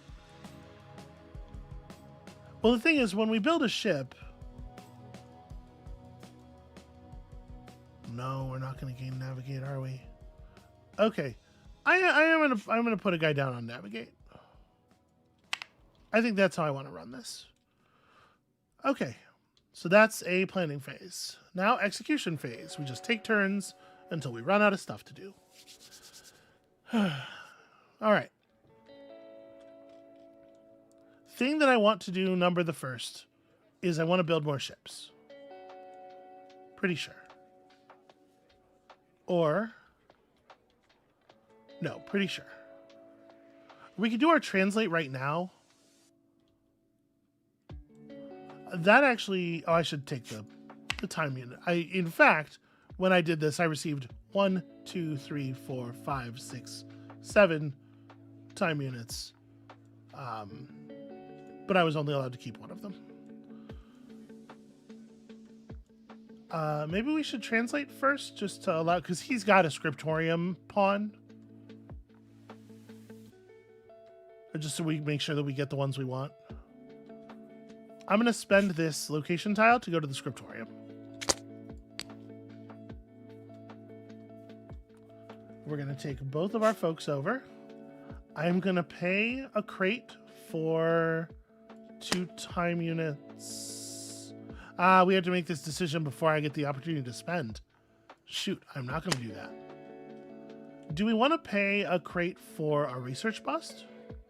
Probably not. We'll just take the 2 free spaces. Right? So we move over up to 2 of our translators. And then here's a big spend. I am going to pay 10 knowledge, 8 plus 2, and also 10 time. And we're going to take 2 blue 5s.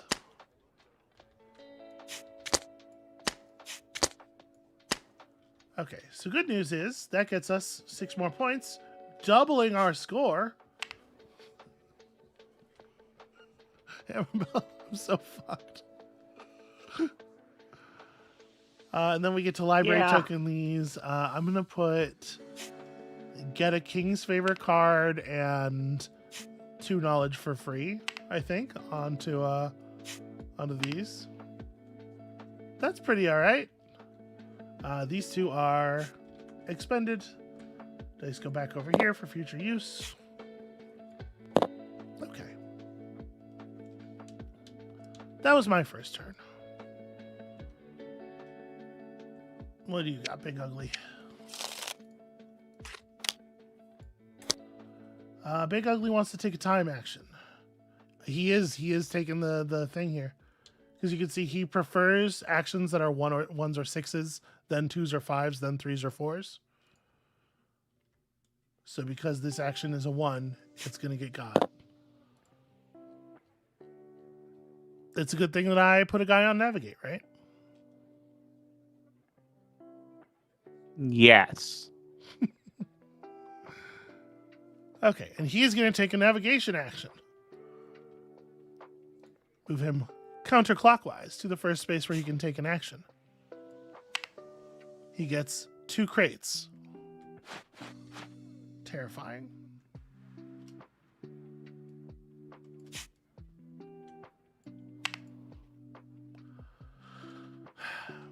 It's just like, hey, I'll just gain 4 points. Thanks. You know, I'm the one who chose not to put it on easy. I could have put it on easy. All right. We're up. So, there is a King's Request for double blue. I don't necessarily think double blue would be a bad pull. How do you feel about it? I feel double blue will be all right. Okay. I think we're going to build a ship next. And what I'm looking at here is I want to acquire a cargo ship. And when we build a cargo ship, you're gonna see here, we'll gain a library token as we move a token off of a space here, so that we have more cargo room. I'm trying to figure out which one we want to get, and I think it's probably going to be this one. So let's take this action. I'm going to here, harbor. So moving a guy onto the space costs us 1 time unit. In addition, as we have removed the last person from under here, this moves over and becomes the new rightmost tile. It gets us a crate of ink when it goes down. Cool. We have use for crates of ink.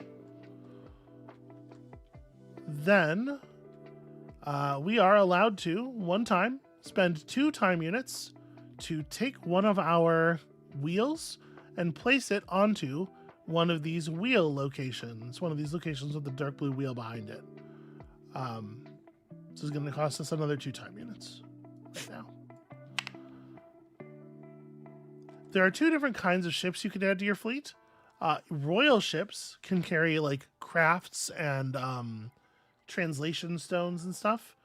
Cargo ships just carry crate resources, just to bring home a lot of crates.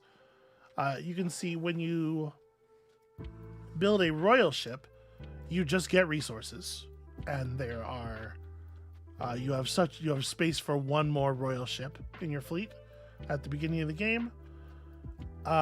When you build a cargo ship, you have to pay something but you also get attached resources. I think I want to try to get some crates going and then use one of our invited scholars to do that trade crates for points thing that he keeps doing. I didn't do that at all last game, and I'm curious how efficient it feels. So I'm going to take this action here, or this wheel here, place it there. We have to spend a crate, but we'll gain 3 time units.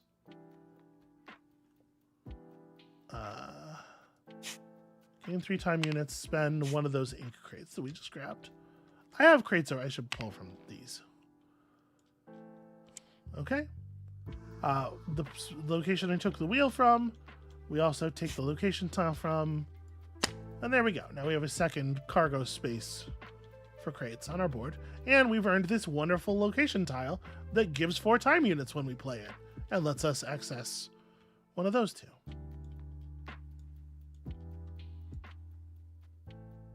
Use a wheel to build a royal ship or a cargo ship. We did the thing. Hooray. Zodikos' turn. Zodikos is taking another time action. He sure does love time actions. So, he's taking a 2 topmost unused time die in this order of preference. So he's taking this action. Because it is a 2, he's taking the top half, which is research. Okay. My man would like to perform a research action. Academy. We reveal the... Oh, I didn't reset his study stack.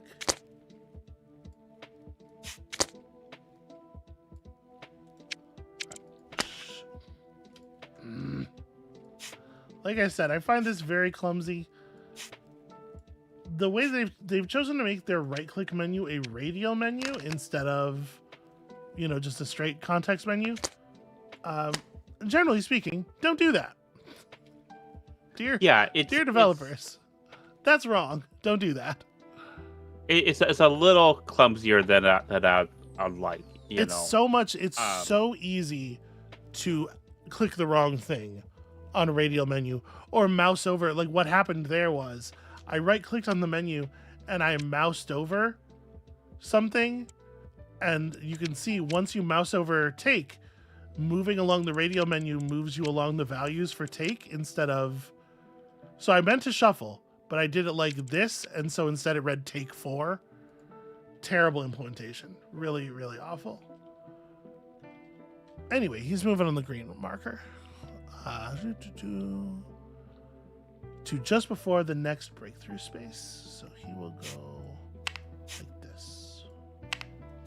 Yeah, I really wish the Lacerda games were on. My preferred thing is Board Game Arena. Yeah.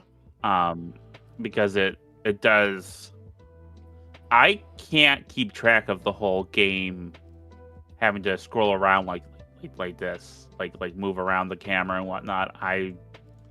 It is so much more difficult for me to play a game this way than it is physically. Mm-hmm. And like the digital implementation is still not as good as physical, but on Board Game Arena. But because of the way in a good Board Game Arena module, things are automated, the rules are enforced, and it kind of just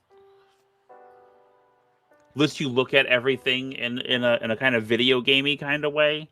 Yeah. I prefer that a lot to something like this. Okay. You're allowed to feel that way. Yeah. No one can stop you. Lazuli asks, do you think having an automated opponent like this is good for helping you play the game better? Yeah, for sure. Absolutely. I think that, I don't think that playing against the AI is the same skill as playing against human players, but I think it helps to, especially with a game like this, where it would probably take you 5 or 6 plays to really get your hands around just all of the interweaving of the mechanics. You can do some of that against a bot. You could just kind of learn, what I sometimes talk about, the aesthetics of play. right? Yeah. You can get some of that stuff done against the bot. And then also, learning to read the bot is a lot easier than learning to read a human, but it will make you start to care about the external readable parts of your opponent's positions in the same way. And I think it will help you with that skill as well. I'm just noticing at the end of my scriptorium action, I forgot to refill the spaces. So I'm just going to refill them now because they do have to get refilled. Okay. Sorry. Anyway, he just took his turn. We're about to take a turn. And I'm pretty sure what we're going to do is use this tile here to take a harbor action.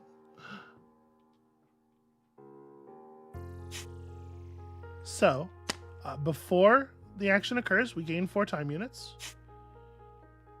14. Total.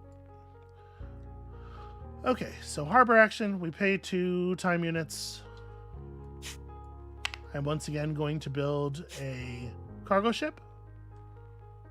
And I think I'm going to build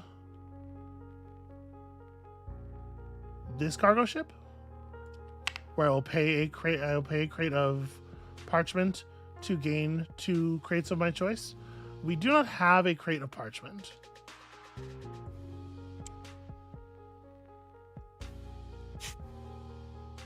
Wait, this was a crate of silver. That was not any created resource. I paid ink for that. Sorry.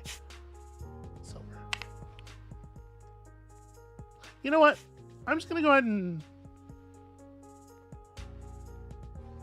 Yeah, we'll do this. We'll pay a king's favor as a crate of parchment to receive 2 crates, and those crates will be a silver and a silver, I think.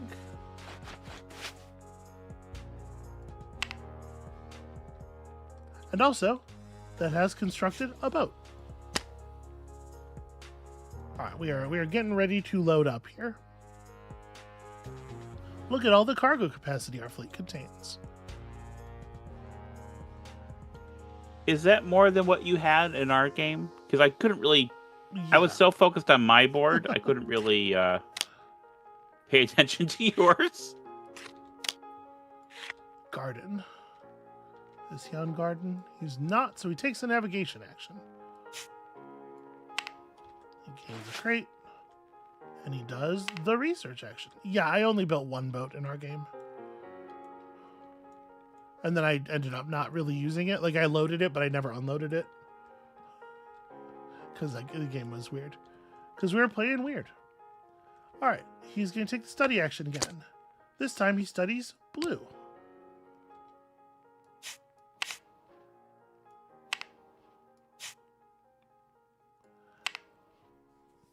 He has to do...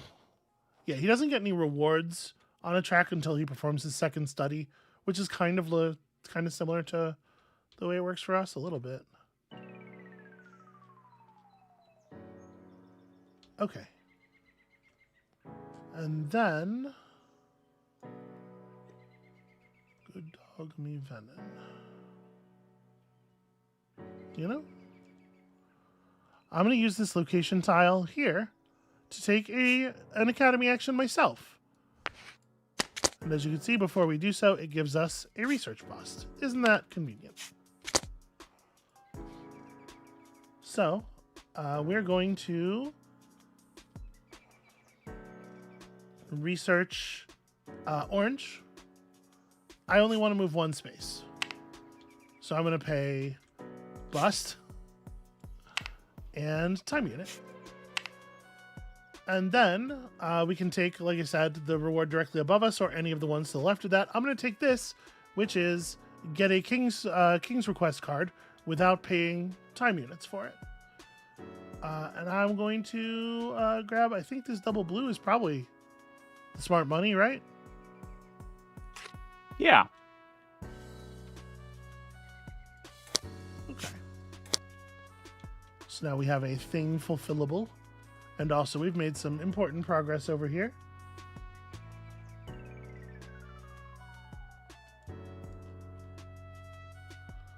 And then it's Heckles' turn. Sorry, I just glanced over at the chat and I see something about people starving to death in a parking lot.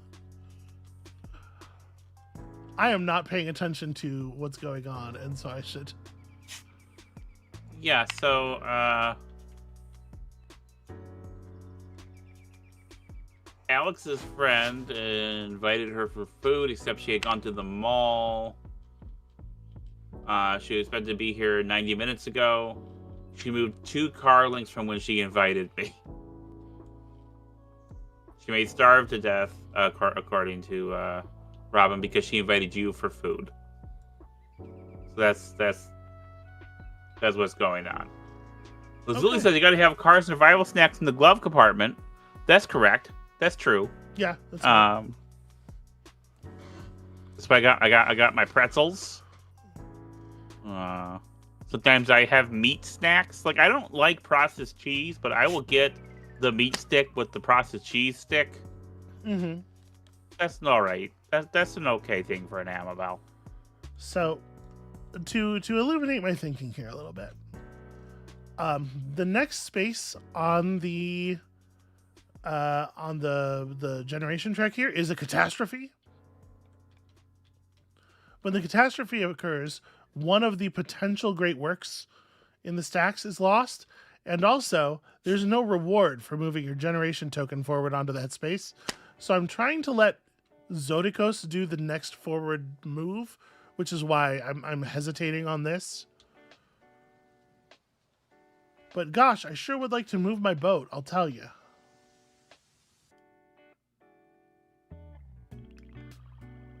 I might just do it anyway. The thing is, the reward after that is 2 time. I love 2 time.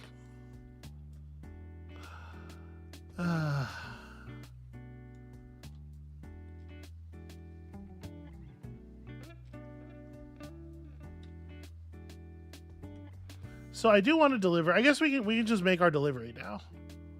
No, but I want to move my ship before I make my delivery, because I have a brilliant plan.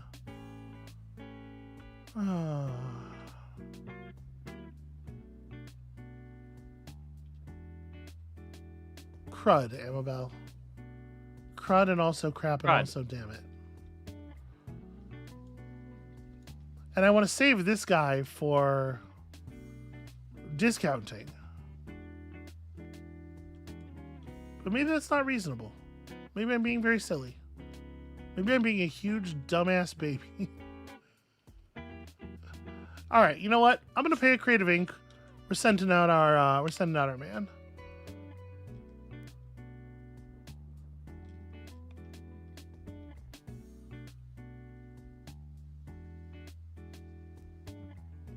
Yeah. Send out our man to the navigation space. So putting him down on that spot's going to cost us a time. Get out of stupid clumsy UI. All right, so I want to move my ship to this space right here. We're going 1, 2. Okay. So that's two movement. 2 points of movement is a single time unit again. I could even have moved another space, but I don't want to. I want to go here. So to read this space here, the way we interpret the text here, the iconography here, is that this we can use this to load.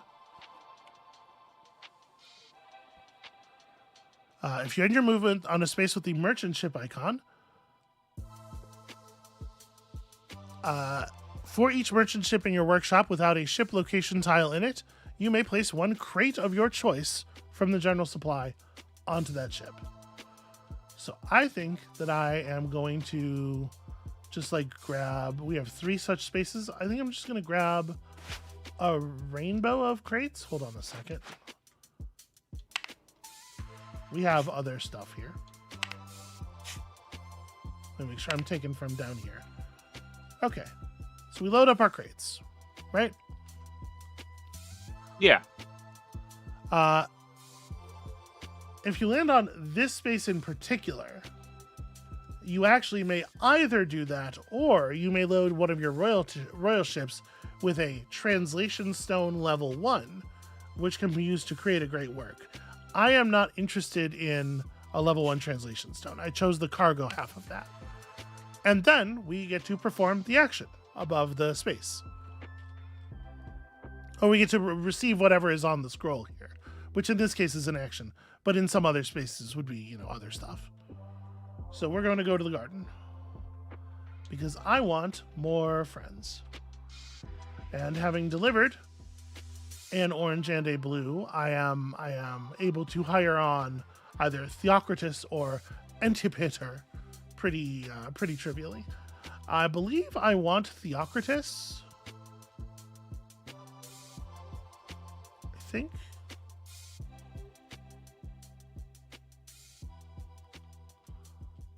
Maybe I'm wrong about that. I guess you got to get people trained before you get the. Yeah, let's take Antipater. And I think I'm going to put him into this. Right, I was thinking of taking Theocritus because of this action. Yeah, let's do that. Because when I play him, I'm gaining a location tile that has go to school on it. Yeah. Yeah. So we're doing that. When I do that, I gain a time unit. Hooray. Now he's a high value discount man, so he requires a whole crate of silver to get sent out into the world, which is a real shame. But I do think it's worth it. It's going to be worth it for us. And this has got us, our cargo ships all loaded up with stuff.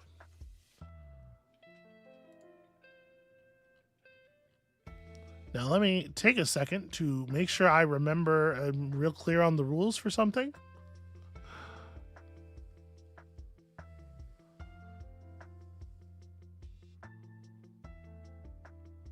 They would have to be in their office or a different executive space. Okay, so you can move them from executive space to executive space, but not from main action spaces. Okay. All right, and then it is robot time.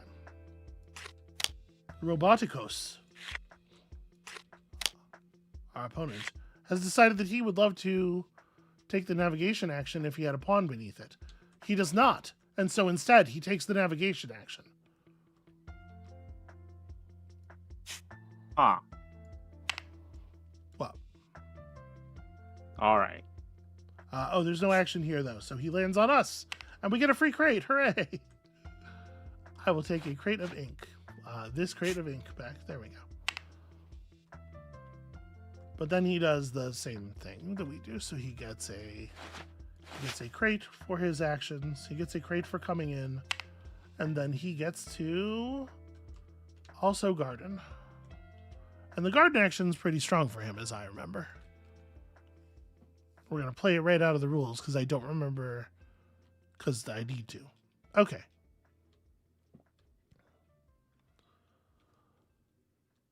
So he takes the bottommost scholar card that he has requirements for. Now, cargo does not count for this purpose. These guys, when they say they want an orange, they mean they want an orange. So he has delivered blue and 3 cargo and actually cannot hire. Nobody here is impressed by that shit.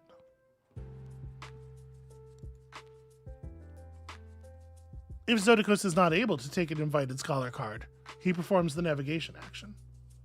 If you could believe it. So he moves to here, and he takes a crate. And then he takes... I gotta remember that I have crates from over here. And then he's gonna gain a...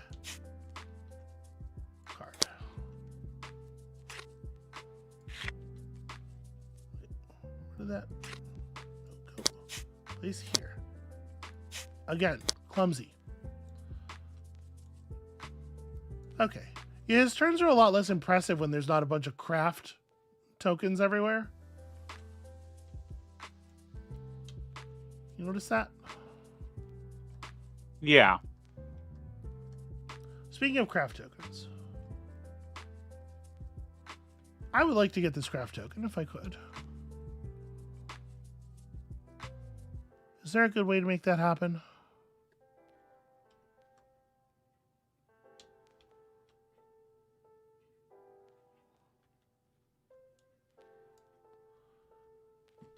It's tricky because I want to use my current assistant to devour crates at Alexandria for points. But you can't do both things, right? You can't be a discount man and also an action man.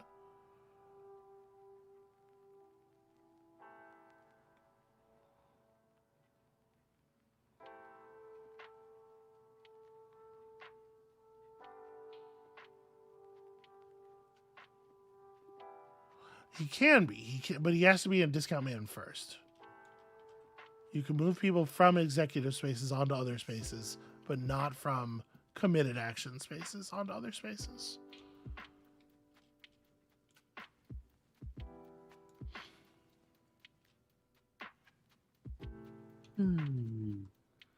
Well, I think we're just going to have to bite the bullet here.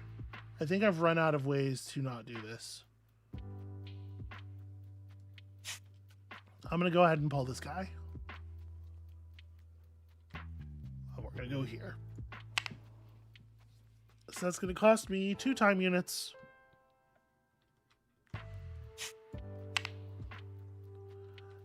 And because that is the last guy above that token, this moves to the right of the current rightmost token, which causes the catastrophe, the calamity. Oh no.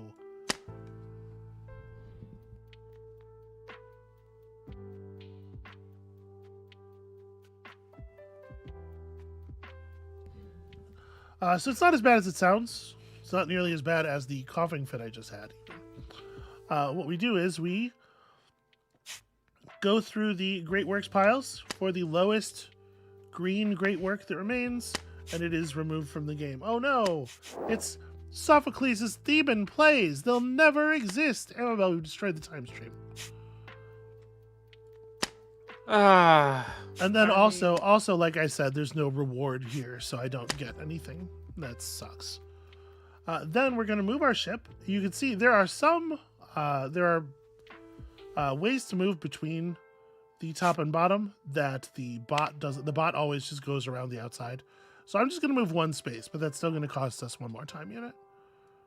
Catastrophe.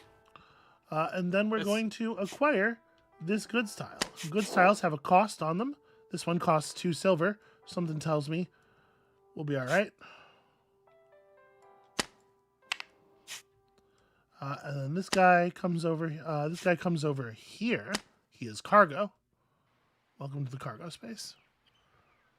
And look at how full my fleet is. We need to get back to Alexandria, Amabel. Only you had. Oh, you don't have the little peg to take to go back to. No, but I do have. There's things I can do. I got plans, baby doll. So I don't want to take the Oedipus out of this, but I feel like I'm taking the piss. Yeah, out no, of I it. get it. Yeah. Uh-huh. Okay. Did that feel like a disaster to you, like an event, like a? No, I mean mostly it's a timing thing, right? Like, unless I am Let me. Now you're making me look. Let's make sure that's all that happens. I'm pretty sure that's all that happens. Triggering an event. When a generation tile moves onto an event tile, remove the Great Work matching the event specialty from stack 1 in the Academy. If there isn't one there, then do stack 2, then stack 3. Place the generation tile as normal. The player triggering the event gains nothing. Yeah, it's just called an event in the game, but it's clearly supposed to represent like some serious damage being done, right? So remember, if the second one triggers, that ends the game. We're getting in that direction. But I did want to make sure I got that before he did some weird thing and cascaded 3 navigation events off of each other and took it, right? Yeah. He's taking a time event. It'll be, he prefers the 2 over the 4. It'll be this one. Okay, and because it's a 2, it's taking the top space, which was get a king's card, but he can't do that, so he instead takes a navigation action to here, where he will gain a crate. He will gain a crate, and then the lighthouse action, which we've not seen from him before, I don't think. What does Zotikos' harbor action look like?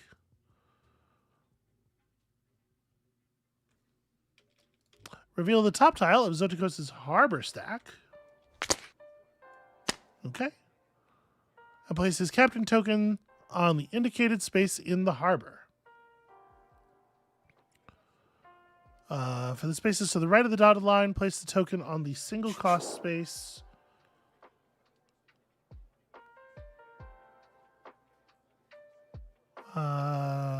If it is available, place the harbor tile face down next to his workshop. Place the captain token on the space to the left of the line showing 3 time symbols. Okay. So he builds one of these. He consumes the good holy ship space, right? That's how we read that. Yeah. Apparently, by losing the Theban plays, we have taken a fourth of Lazuli's thesis, from history. So, sorry, Lazuli. I do apologize. But the thing is, kind of overrated. Like, Euripides all the way. Euripides is such a better playwright. Hot take. Euripides nuts? Is that anything? I mean, maybe. You know what's upsetting is that if I say Medea now, people don't think of Medea, the character from Greek mythology and legend, and from the quite powerful play by Euripides. I'm gonna do. They think of Tyler Perry. That's probably not true. Universally. I don't know. So I'm taking the get a king's request card action from that tile. That costs us 2 time units to grab a card. I'm grabbing this card. When we take this card, we immediately gain a research bust. Isn't that fun? Medea is quite prominent as a character in Hades 2. Okay. So I searched just the word Medea on DuckDuckGo because I already know that Google is. And also, the Tyler Perry character's name is spelled differently, of course. Oh, did I spell Medea wrong? Never mind. Okay, never mind. I'm bad at spelling is the thing. Anyway. So that was my action, was just go get card. I'm setting up for a place. And my friend here takes a navigation tile. Would you believe it's the navigation action? Am I doing something? Is he supposed to be? It feels like he takes a lot of navigation actions. And I don't think that's necessarily crazy, because like I said, it cycles him through the available actions, right? It's just weird. Yeah. It feels weird. So anyway, the next spot that has anything for him to do would be here. So he would land here, taking a crate. He's getting a lot of points. I don't like the points. And then he's getting a garden. Or he's getting a school action. So, increase the value of the knowledge die on Zotikos' scribes already in the school by 2. Then, if Zotikos has fewer than 3 scribes, roll his time die to determine which scribe Zotikos will place, where 1 is left and 6 is right. And then repeat this step. Okay. So, sorry, that's not a roll. 5 and 2. Okay, so he's going to hire these two. Place them face down on the space matching their specialty.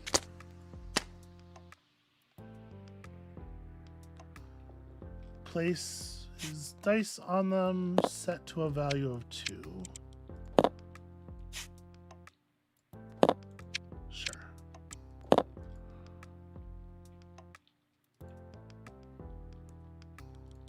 Okay, and then deal new scribes to the residents as normal. If Zodikos is not able to increase the total knowledge of his scribes in any way, then he performs the navigation action.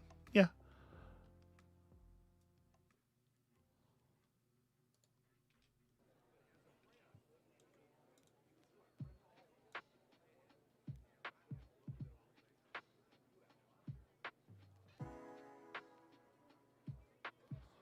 Takes a crate and performs the location. Yeah, okay. I think I've been playing him right. It just feels weird. Yeah. Okay, he has 1 action card remaining. Okay, so I'm going to take my turn to fulfill a king's card. So we have some blue stuff. I'm gonna cash in a blue stuff. So we're gonna take this and we're gonna go. So I will score points for it if it is adjacent to a good. Oh, this isn't gonna work the way I wanted it to. I can't get a library token off of this. I need to get back home first. I was gonna get a library token and then use that to go home and then cargo, but I need to get my cargo back home. Troublesome. Problematic. Well, there's 1 time action left.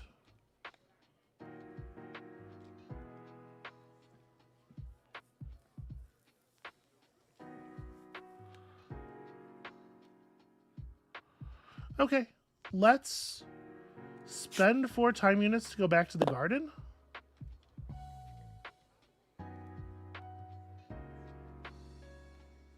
So that'll put me to here. Then I need to spend 3 time units and a crate to hire a dude. That's going to be 1, 2, 3, and a crate to hire a dude. Because I have delivered orange, I can hire a dude. Look at me and my versatility coming all into play. We're going to hire this nerd. He's going to give us this location tile, which was the most important part, but also the fact that he gives us a king's favor when he's hired is pretty sick.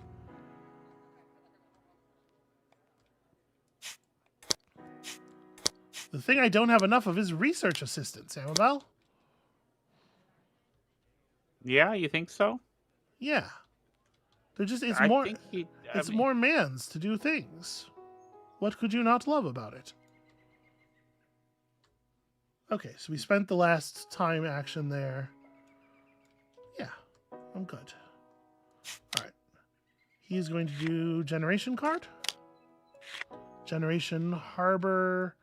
He does not have a man below the harbor, and so he navigates.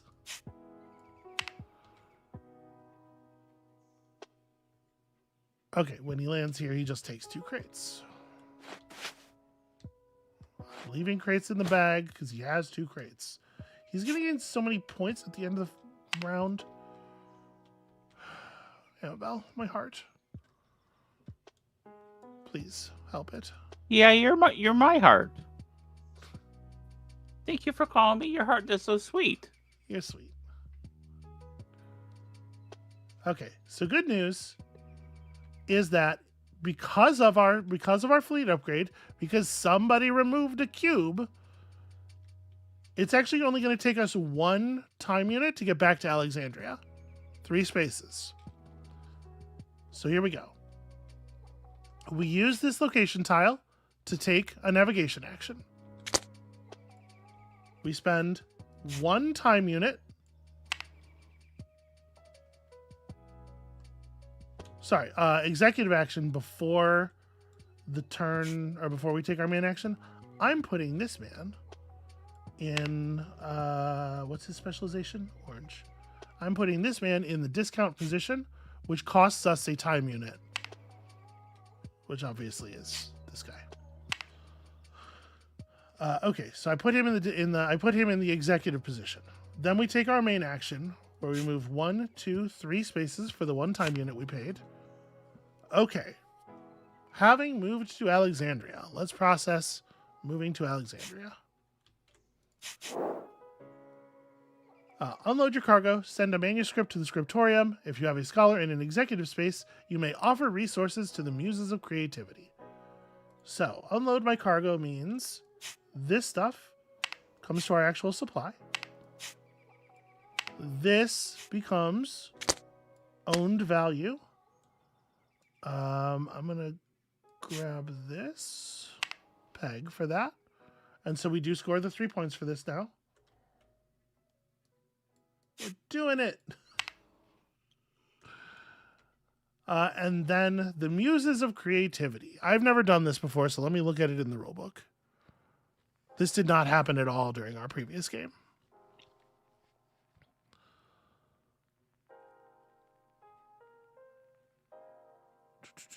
Unload cargo.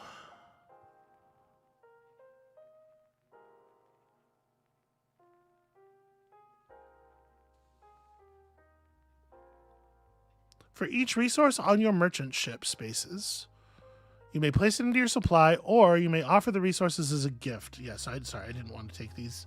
I wanted to offer them. These 3. For each invited scholar you have in an executive space, you may return a number of resources from your merchant ship spaces to the supply, up to the value of the invited scholar, gaining 2 renown for each resource you spent it this way. I used the value 4 scholar, so I'm allowed to burn 4 crates, and I will burn all 3 of these crates at 2 points each. Look, I'm learning from the computer. Look at all that. Then choose any manuscript tile that is in Alexandria and place it on top of the tiles that are currently in the lighthouse. We don't really have any compelling scholars or anything. I guess a green? I don't really have any particular reason to bias this. You know, ordinarily, like if you had guys that were partially built up, you would maybe use that as a guide. But anyway, okay, so that's that whole action. That's my whole navigation action. Now it's the bot's turn. The bot has run out of cards, and so begins to process its remaining local scholars. In what order? Do you Metreon or do you Zinthos? Leftmost. Okay. So to the scriptorium. This will go here.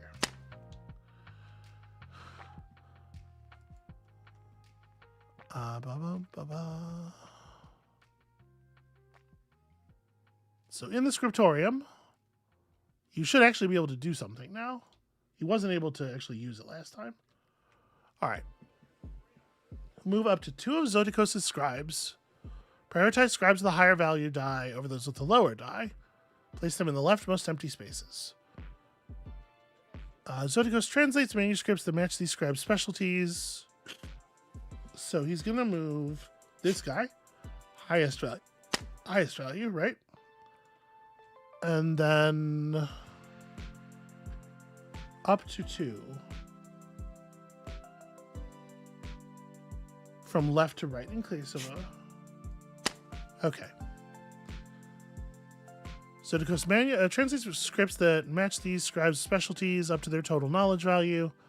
When choosing manuscripts to translate, he will always prioritize translating the largest number but he can only translate this, right?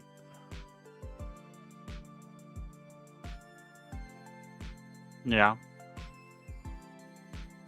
If any of his scribes in the scriptorium have unused knowledge, it is lost. Okay, so he burns these two. He does get a translate off, earning him 2 points. And not giving him the ability to fulfill either of his things, because neither of his things want an orange. So that's good news for us. Although it's not huge, like, you know, you don't necessarily score a lot of points placing stuff in the library, especially not the way he does it. He's getting most of his value from just getting the items. All right, for each translated manuscript, put it on the board, mark it with one of his seals, award renown. Okay, and then, of course, the space refills from the thing.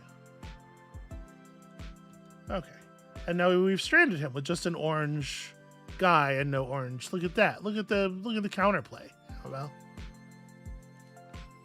It's okay if you want to. It's okay if you want to call me a genius, Sweetheart. Yeah. I think you're a genius. That's crazy talk. I love you so much. All right, Blue. I'm gonna take my turn to turn in an order. So we're going to turn in the cargo and one of our blues to fulfill this blue.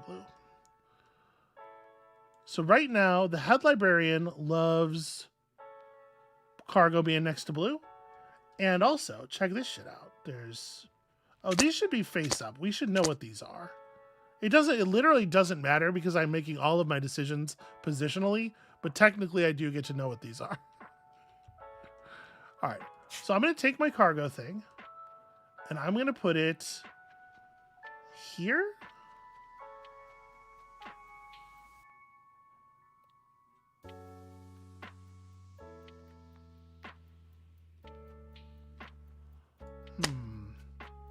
You know what? Maybe I actually just want to fulfill... I'm going to be a smarty and fulfill this one.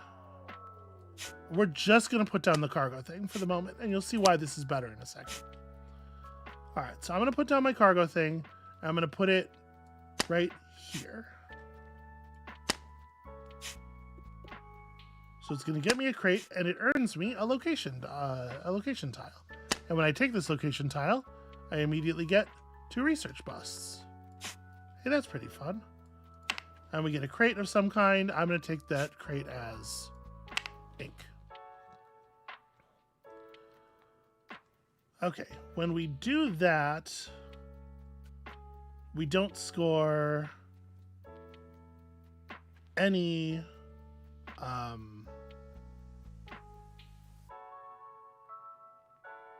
Yeah, I guess it didn't end up mattering, really. Whatever.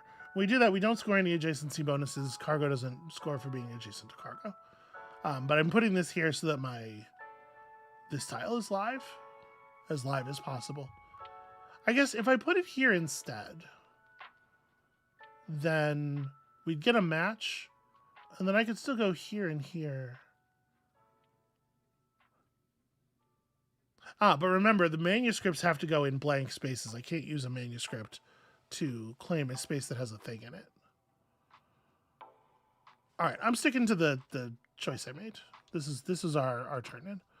I may at this point spend a time unit to claim the bottom reward here, but I don't have one, sadly.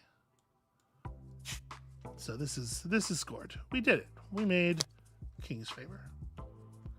All right, your turn. You are claiming your last local scholar to take a King's Favor card, except you can't do that, so you are instead taking a navigation action. Hey, he made it back to Alexandria the old-fashioned way. At this point, he scores, what is that, 9?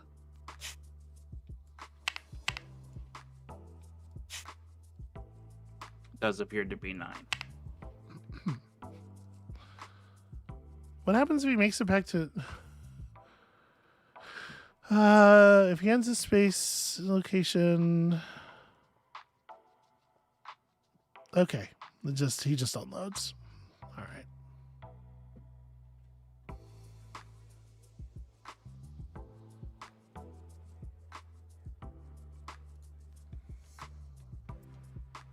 No, actually, it says he continues going into. So I think he would end his movement here, and gain 2 tiles, gain 2 boxes.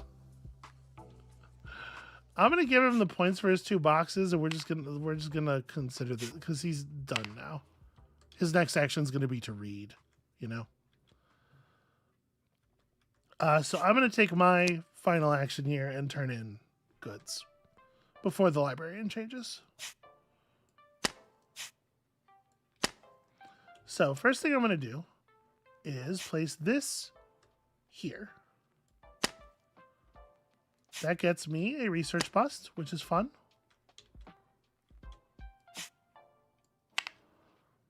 It also scores blue placed next to a cargo. Scores the blue again. So that's 3 points. And because it was my cargo tile that caused the extra scoring, I get a library peg. Hooray. Remember those? Yes. Me too. And we've now perfectly scored out our book here. So that's good news. That's 15 extra points. Now we get to drop this other blue. And I believe what I'm going to do with it, we could, of course, drop it like out here to just grab 5 time units. But if we put it right here, it does double score. And I think that's got to be the right play, right? Just putting it down next to two cargoes is going to cause it to score its value again twice. That's pretty good. That means that a library peg is earned by Zotikos. What does he do with them? Does he get anything from them?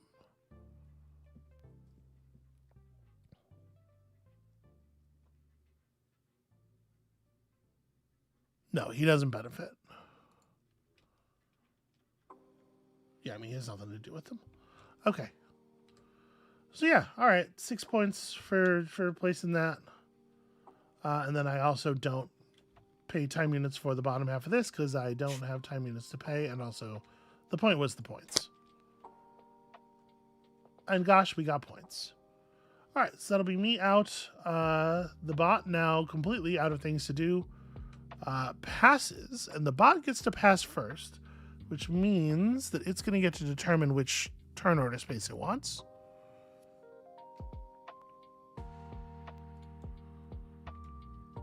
Perform the read action and end his turn.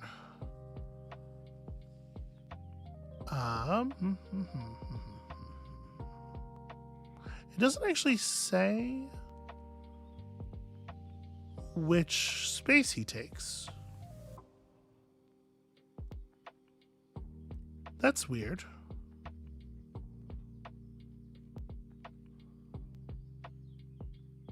It would seem like it should, right?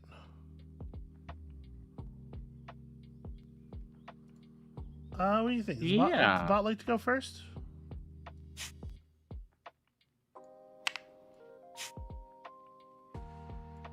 Yeah, it doesn't actually say. It just says performs the read action and Huh.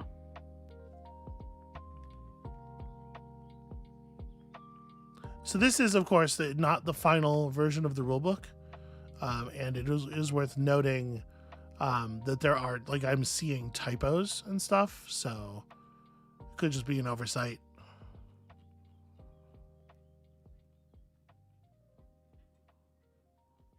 Yeah, all right. You know what I'm gonna do? I'm gonna random.org it.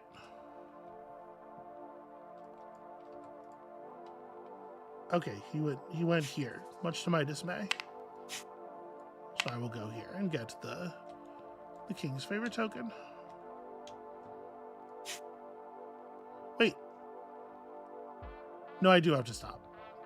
I was gonna say I still have a guy left, but no, I don't. I have no time units. What am I gonna do?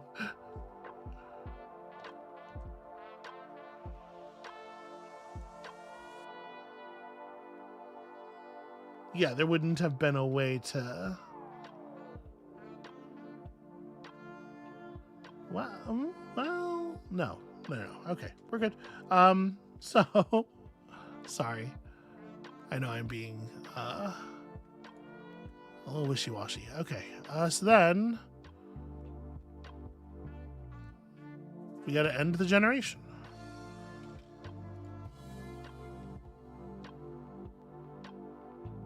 Oh, I didn't move his gosh.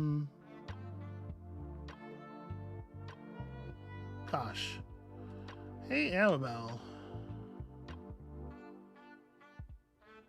Yes. Oh no, it was here, right? It must have been here. I didn't move his second location, his second generation tile over, but it must have been here because that's where his guy is. Okay.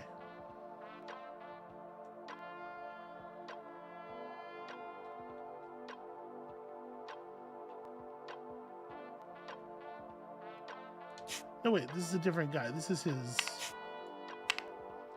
borrowed guy. So his two people are on Scriptorium and right here because he didn't get to do what his action was. Do you remember? Was it King's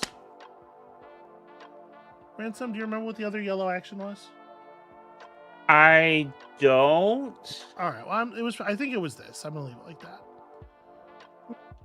It just needs to be basically. It needs to be something needs to have been moved to the right. Okay.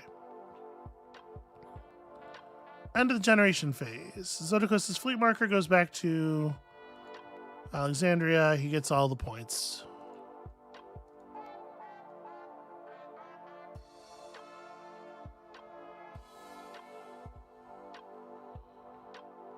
Reveal the top card of his study stack. Take the indicated thing. All right. He's seating as though his ship had returned to Alexandria.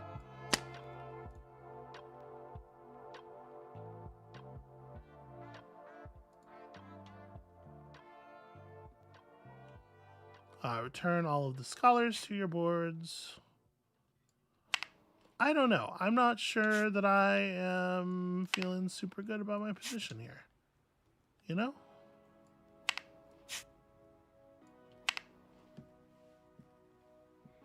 You know, Amabel? I was muted. Yes, I do. I'm trying so hard here. You're doing a good job.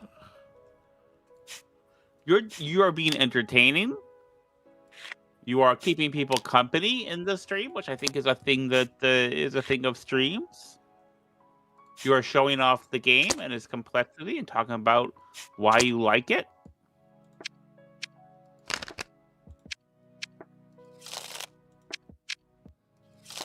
Oh, that's pretty good. Shuffling up all your stuff. And the head librarian changes. Another age has passed.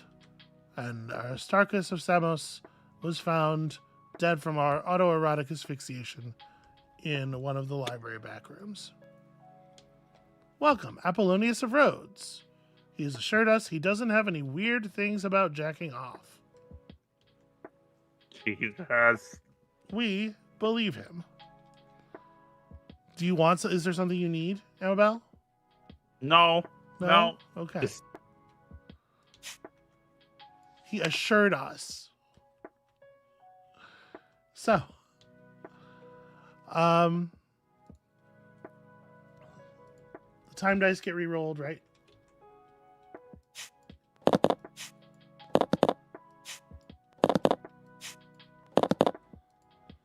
Oh, okay. Those are some prices. At the end of the second generation, yeah, no, that's done already. And okay, and then for 2-player purposes, To accelerate things, the leftmost token goes to the rightmost token. All right, so at this generation is going to be the last one if 3 tokens get moved. That is to say, if we don't both play exclusively on the same tokens. I am placing first. So what do you think, Amabel? The victory point threshold here is 25 points, or 25 points different. And he's probably going to score as many points as ever, and then a million more. And I'm going to lose everything forever and be sad and die. Please don't die. I don't feel good about the position that I find myself in. No, you're not. You're not doing great, but it's not. I mean, you want the. I don't play a lot of multiplayer games via solo mode. Yeah. You know, I tend to play solo only games or multiplayer games with like multiple players, but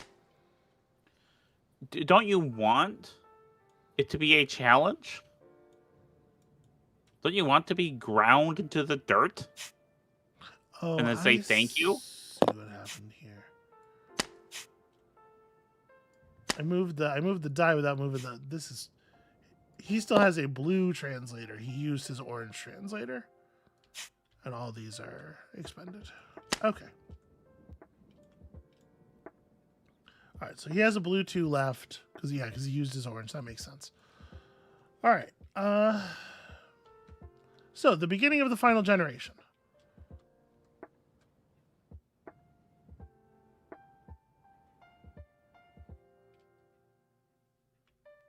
So now that we've completely scored out one of our Phoenix tiles, it does behoove us to probably try to pick up a second one, assuming that we do at the very least one more round of train and translate and deliver. We'll end up with 7 goods, and if we can score out 7, one of our tiles for 4 and the other one for 3, that'll be 25 points. That'll be quite significant.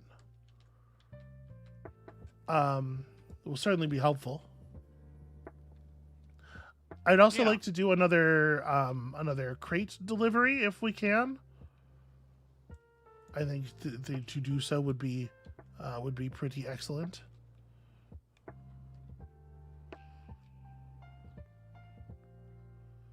So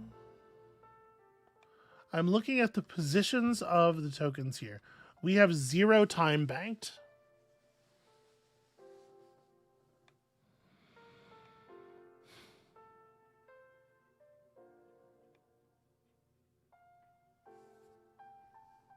Study is unfortunately a thing we have for free. Like, we have a location tile that does literally nothing except improve the value of your study. But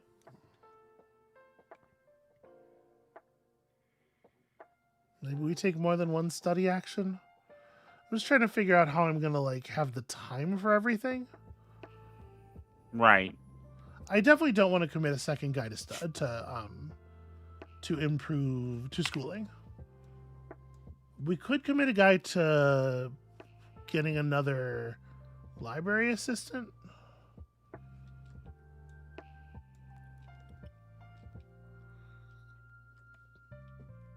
They've been helpful so far. Harbor again. I think I'm going to commit to navigation, honestly. Even though it only gets me 3 time units to do so.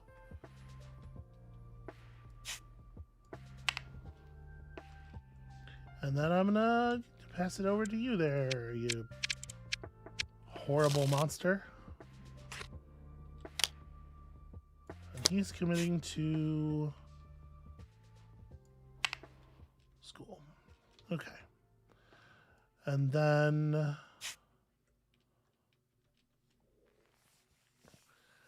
so with our assistants, we have access to an improved scriptorium action and an improved navigation action. But we're also going to want to use at least one of these guys as a discount guy, maybe more than one. So I am thinking.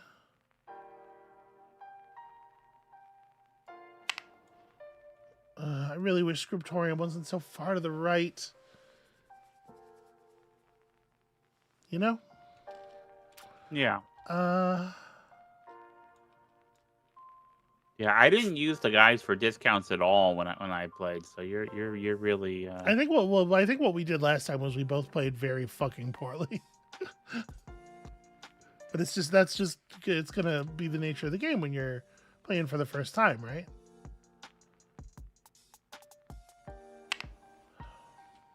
Right. Yeah. Heck, for me, for the first 100 times, Okay, especially with the Lacerda, because you're getting this one, right? I don't know. Okay. Interesting. Because I will play this with you if you get it. So he also plays navigation, which means that he gives me 2 time units, which is pretty fucking cool, in my opinion.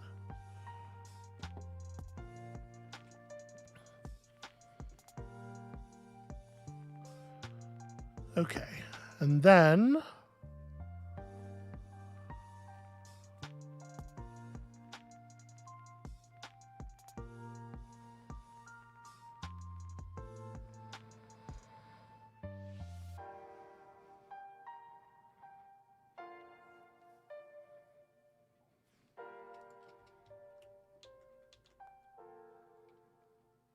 these first. So that's right. We shuffle up. We remove 1 card. Okay. This is a navigation tile. Navigation.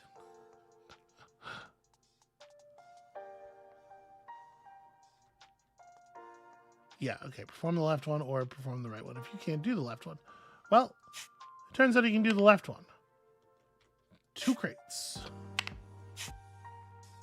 It begins.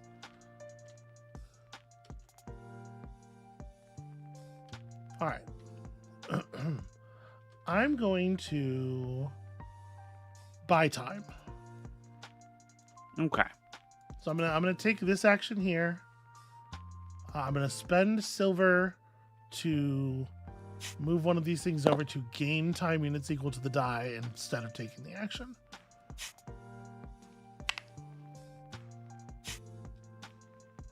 Silver crate's expensive, but it's not as expensive as 6 time units, in my opinion. All right, he's gonna try this. Wait, sorry, he has to. These get reshuffled, right? Because otherwise he would never draw the same tiles.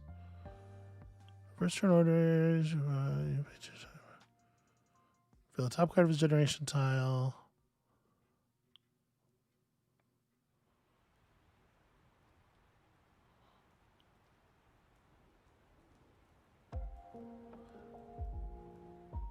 So it doesn't actually say that they reshuffle, that this deck reshuffles between execution and planning, but it must, right? Because otherwise it would literally never. It would literally during execution it would literally never reveal a spot where he has a local scholar below the tile. Right? Yeah, that makes. Yeah, see, it must. Makes sense. Or maybe I don't know. I'm gonna do it. I think that makes sense. Okay. Harbor. So he doesn't have anything below harbor, so he takes the navigation action instead. It feels like it's not a big deal if he always navigates instead, I guess, but it is weird, right? Alright, so he gets a crate, and he also performs the academy action. Or the whatever this is called.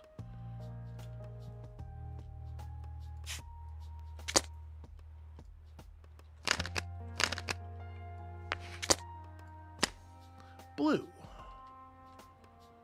So he's going to go to here. And he cannot. The work of that color of that type has already been taken. That age. Okay. So then he would take the top. He would also get the King's Request card, but he's full on King's Request cards. So instead, he gets nothing. He just gets forward motion. Okay. Then it's my turn, and I am. All right, I'm trying to figure this out. So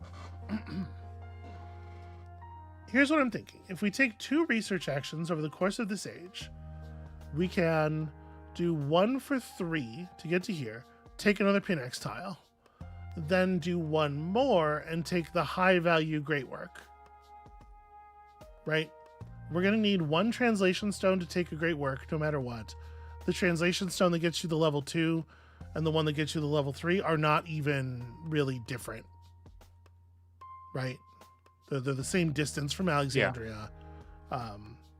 One of them is attached to get a King's Request, and the other one's attached to Harbor, and I think I'd rather have the King's Request. So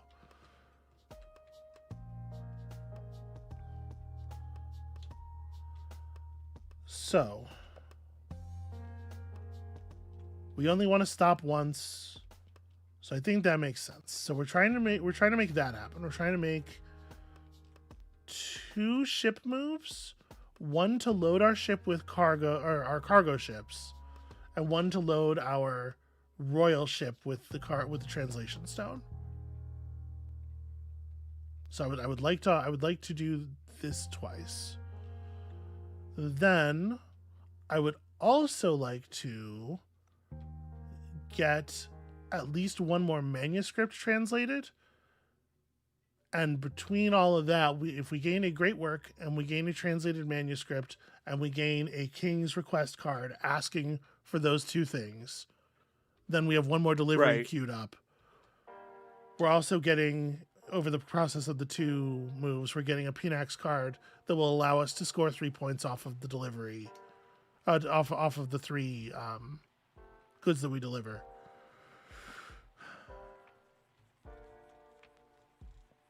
I think that's right. I think that's okay. The play. So I need to make sure, and I don't think these things need to happen in any hugely particular order, except that we're queued up for a harbor action, and we probably want to take that before we take any of the ship moves, because we can build our 4th cargo ship. We can get a 4th crate so that we can burn it with our 4 value guy to get 8 points instead of 6.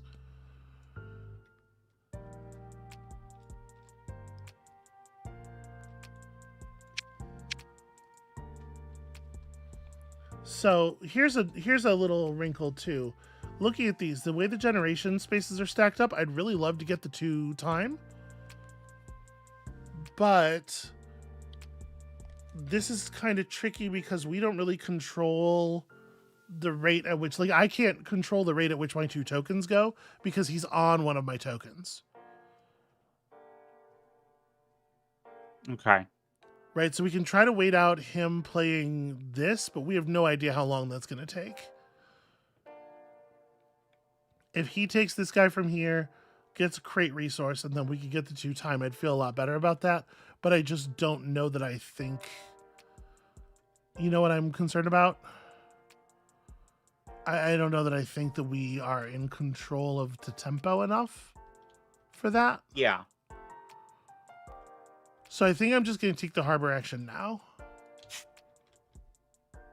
You know, and it's interesting because when we played, you and I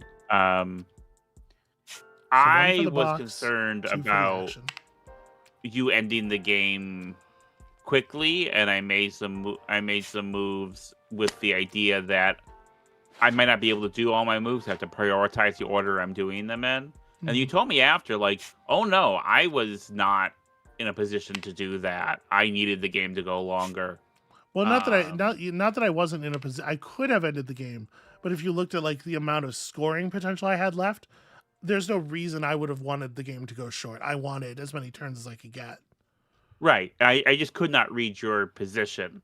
Mm. So, like, it's interesting here that you're having the same kind of like, well, I don't know if I'm going to have the tempo, if I'm going to have the time, but is completely, randomized because he's. So I'm going to pay 2 boxes of silver.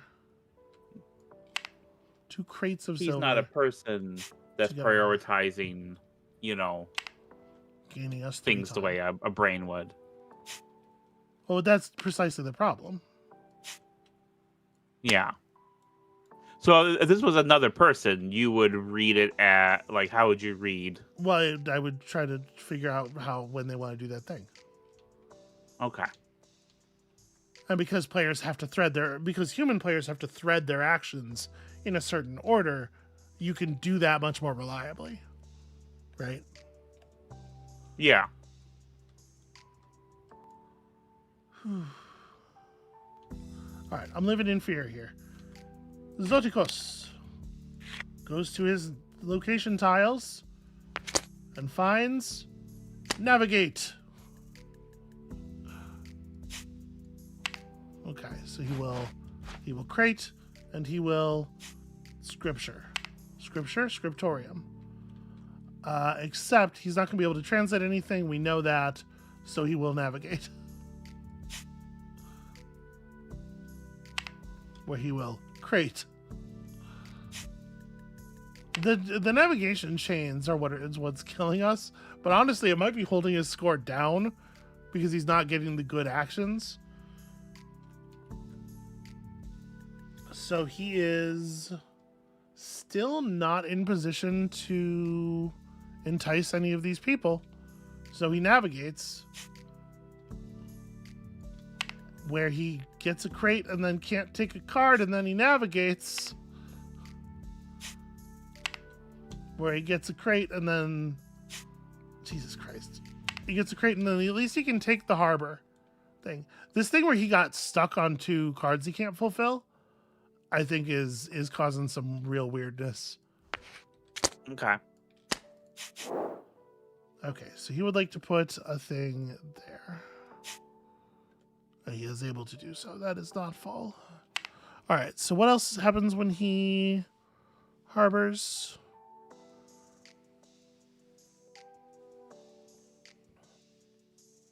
Place the harbor tile face down next to his workshop.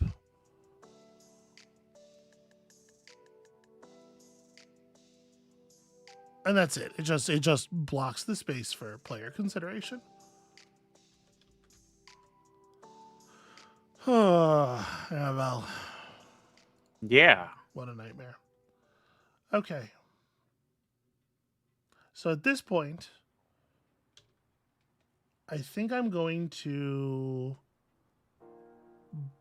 buy the research action via this, because I don't want him to spend the 2. Well, he's not going to spend the 2 anytime soon, right? He would do this first. He prioritizes 6s. But we're at 15 right now.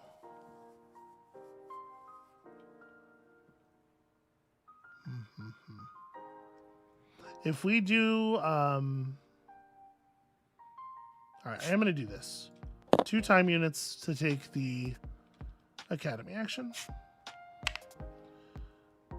I might buy that 6 if he doesn't do something with it. So we're going to go 1, 2, 3. We need to go 3 spaces to get the P-Dax. So that's going to cost us an additional 3 time units and 3 of these research busts that we've saved up very carefully.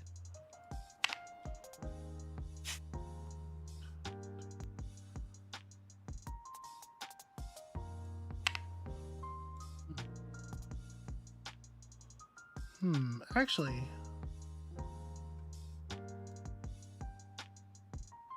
we could send out our man, right? Like, I could save us some time here. How does... Okay, let me make sure I understand something. The executive action that allows us to put people out onto the board.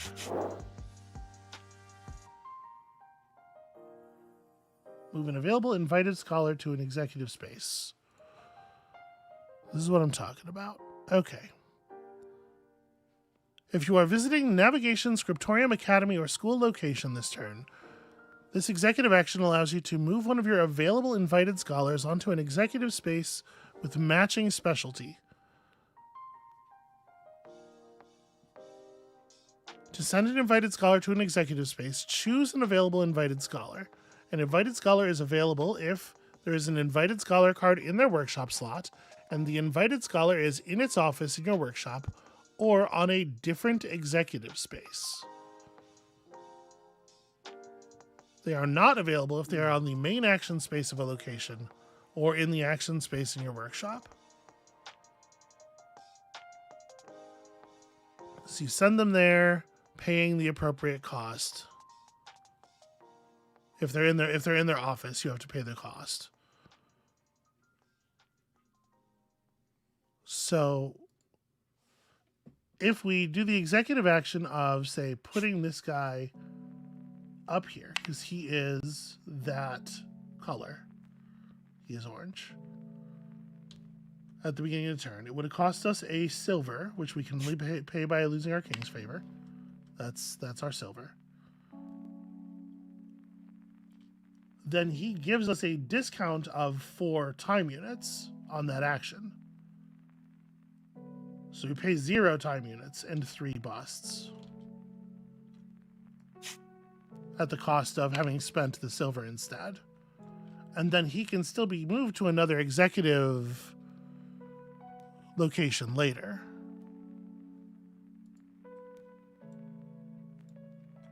I think we gotta do that. The using them as discounts is really powerful, it seems. Like I knew that like just having extra time units obviously is a big deal, right?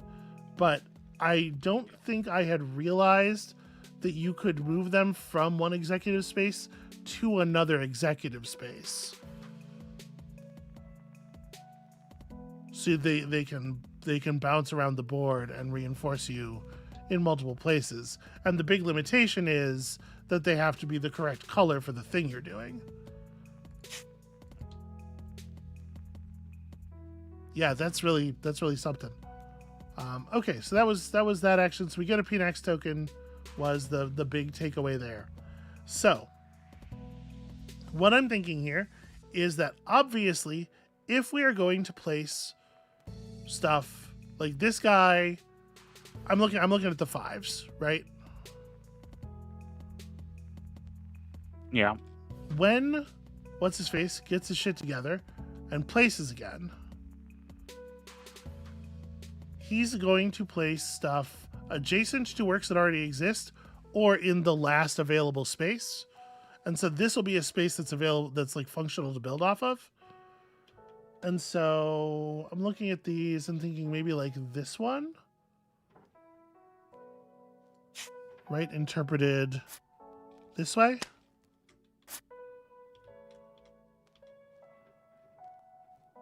Right, that could be the intent. Okay. Or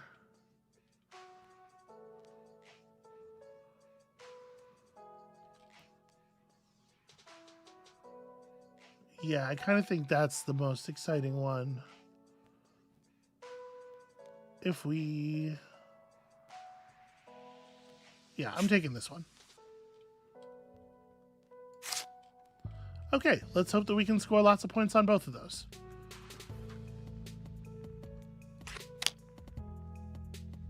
He wants to take a time action, so he's going to prefer the 6. He's going to crush that 6. 6 means he takes the lower half, so he's going to take another harbor action.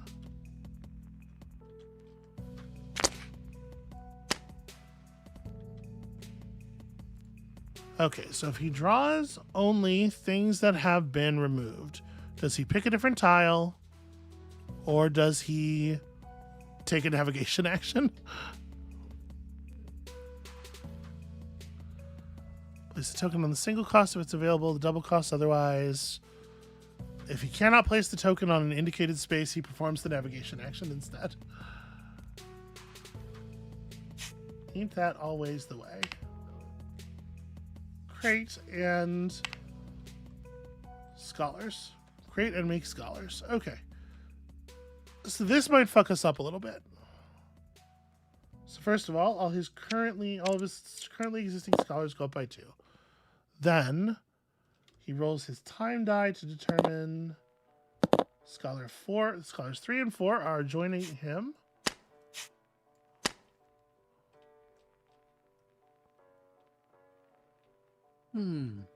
Face down on the specialty, then first non-specialty space. They both get 2 knowledge.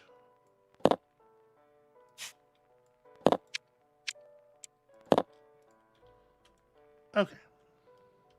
And then new stuff gets dealt from the stacks. Okay, pretty weird. Pretty weird result. Yeah. So that's him done. Now we need to make our ship moves occur.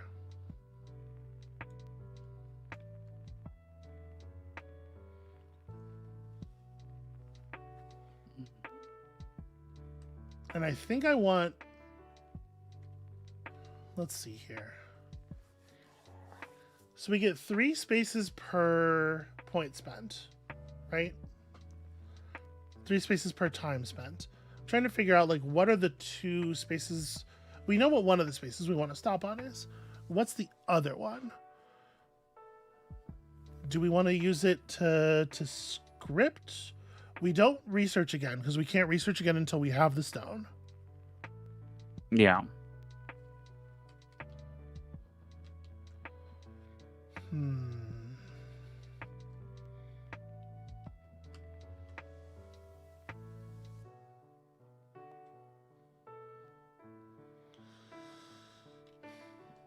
So many tricky. We could just go to the stone, right? It'd be 4 move.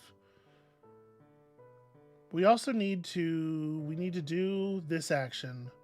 I don't want to stop there and give him another crate. Maybe this is the moment for just taking this action. Just let's load up our dudes. Then we want to do our scriptorium via this action, actually, right? Okay. Trying to sound so enthused about it. So maybe I am enthused. I'm just, you know. Maybe we're taking. Maybe we are landing here to load up our cargo, take the harbor action, build the other capital ship, the other royal ship, not because we want the cargo capacity, but because it has on it a location tile that moves you and then sends you back to Alexandria after the move. We get our translation tile and we just do that whole thing. Okay. Maybe that's actually awesome. Amabel, maybe that's actually awesome. All right. That's hooray. Unfortunately, it's really awkward because it's like it's a 4-point move and then a 2-point move to go 6 instead of 2 3-point moves, which would be really nice.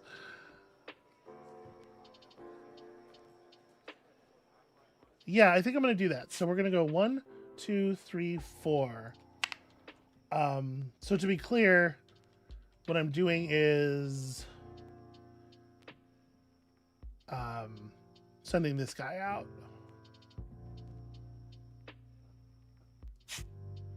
Right, this is going to cost us a research bust. I don't want to move this yet because I still kind of want to see if we can be the ones to move the token.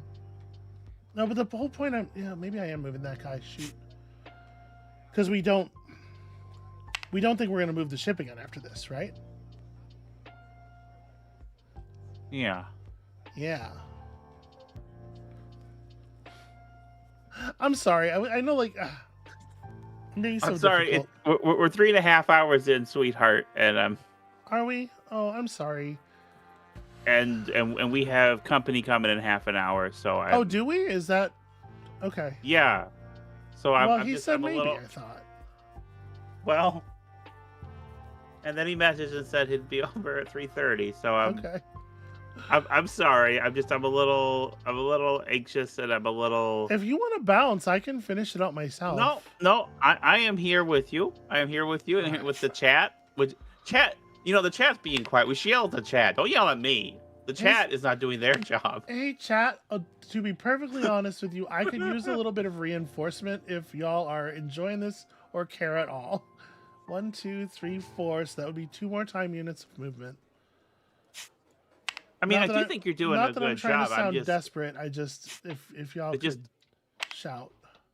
It's just that my brain is pudding right now.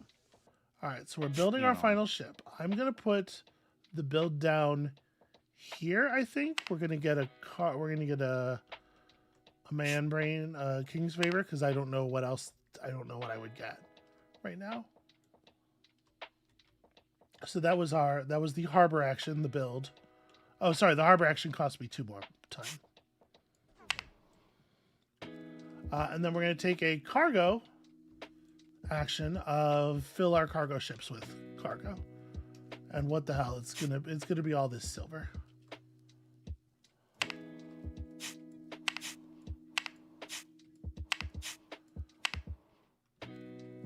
And I think that's my move. All right, here we go. He's spending the last time action to navigate. Where he gets 2 crates. Oh, the crates. The shipping. How do you beat this shipping magnate? Just how do you do it? That's a good question. I have 8 crate, yeah, okay. Okay, then we're gonna go.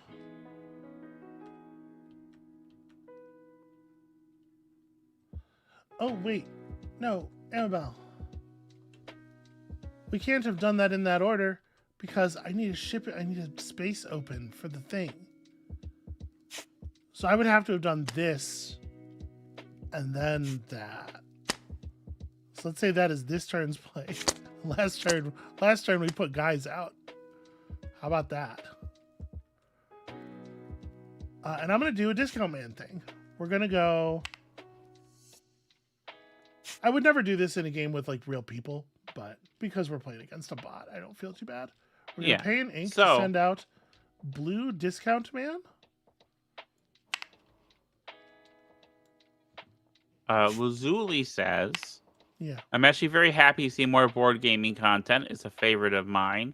It's just a really tough game to get a handle on. This is the type of thing I'll play 5 times before being like, okay, now I kind of get it. The Spider-Man says, I am.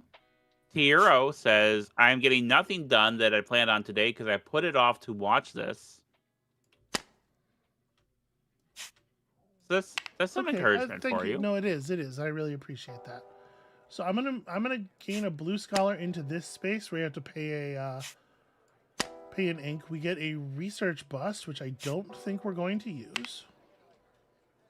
And it puts the die down on a 1, and then we're gonna take our full 3 permitted value here, and increase this 3 times. And with this particular type of scholar, that increases it all the way to 6.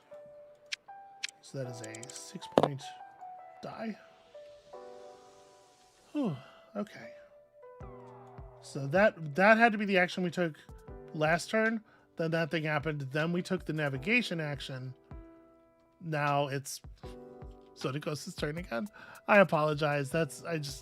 We have a limited number of spaces to hold location actions, location tiles rather. So that has to happen that way. I feel really silly. Anyway, we go to the deck. It's a King's Favor action. Can't take that. We already got all these cards. I guess I'll navigate. 2 more crates. Zotikos, you incredible bastard. I might be doing something wrong. The important part is that people get to see how the you get to see the gameplay rules and stuff. All right, we need to now, I think, as an executive action, I'm going to move an invited scholar from an executive space to an executive space. Doing that costs us a time.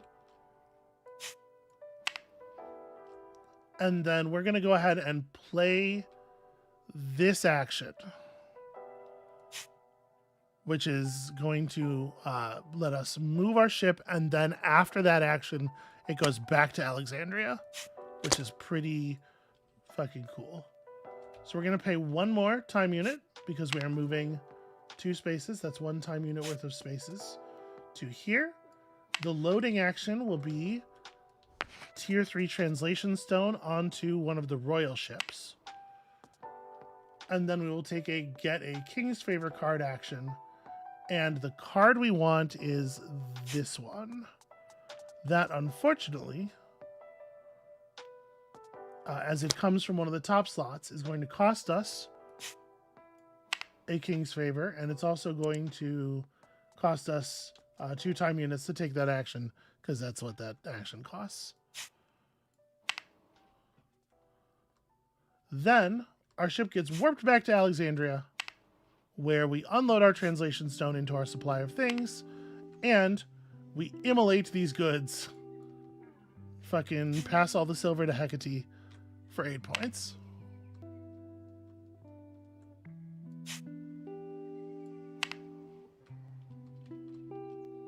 That's a big action. Is it going to be big enough to make us win the game? No. No. All right, your turn, boss. Zotikos says, time action. Zotikos, you can't time action? Well, I guess I'll navigate then. Zotikos, you unbelievable bastard. The Spider-Man says it's great to get some secondhand heavy board gaming. Wasn't able to play something heavy for a while now. So living vicariously through you, sweetheart. The chat is everyone loves that speed. Is my experience. We get lucky here. This would cause him to gain a great work, which would immediately cash in one of his King's cards, except that the catastrophe wiped out the low tier green great work. So get fucked, nerd. Okay. Our turn. Okay. So we need to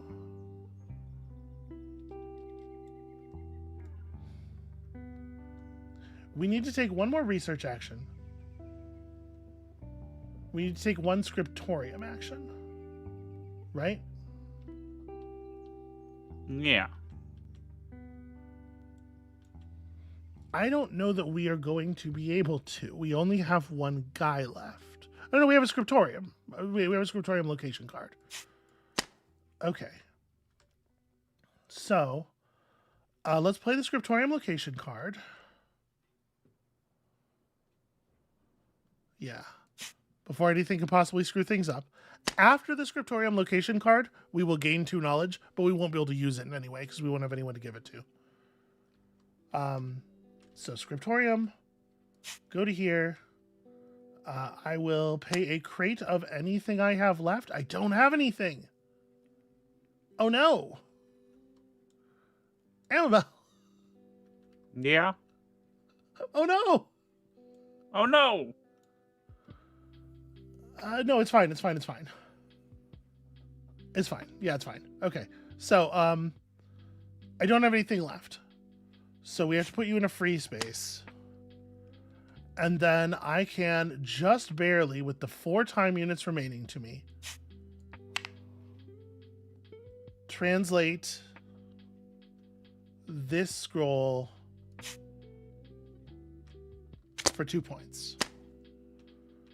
and take this, right? Yeah. Okay, so that's 2 points. Your translation powers have been exhausted. Thank you for your service. This gets swept over.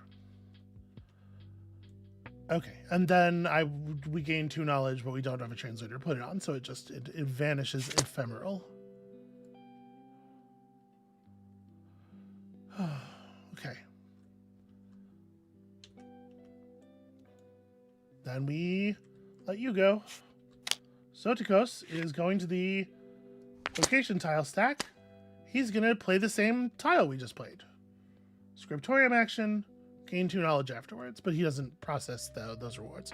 Okay, so this is actually going to be really interesting. So move up to 2 of his scribes. So he gets you and you, preferring leftmost. Actually, never mind. There's no combination of scribes because we just took the only cheap blue scroll. There's no combination of scribes available to him that will let him translate anything. So he navigates. Okay. So he navigates, causing him to gain a crate, attempt a scriptorium action, fail, navigate. Amabel. Yeah. I don't think I'm doing this right. I'm cracking up. He still can't entice any of the people because nothing has changed about his board state because he can't get anything done because I keep preventing him from translating anything. Mostly accidentally. So then... Could it be that you are the greatest player that has ever lived? No, I'm going to lose by like 100 points. Wow. I've accidentally caused him to take incredibly efficient actions over and over again. Because the thing about this is, it causes him to navigate again.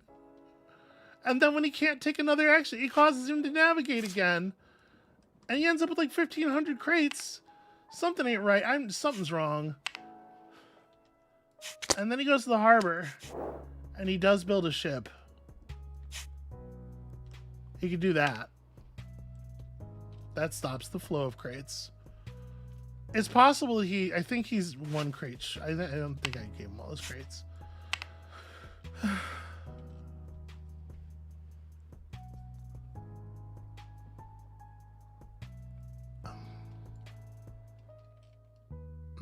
It's my turn.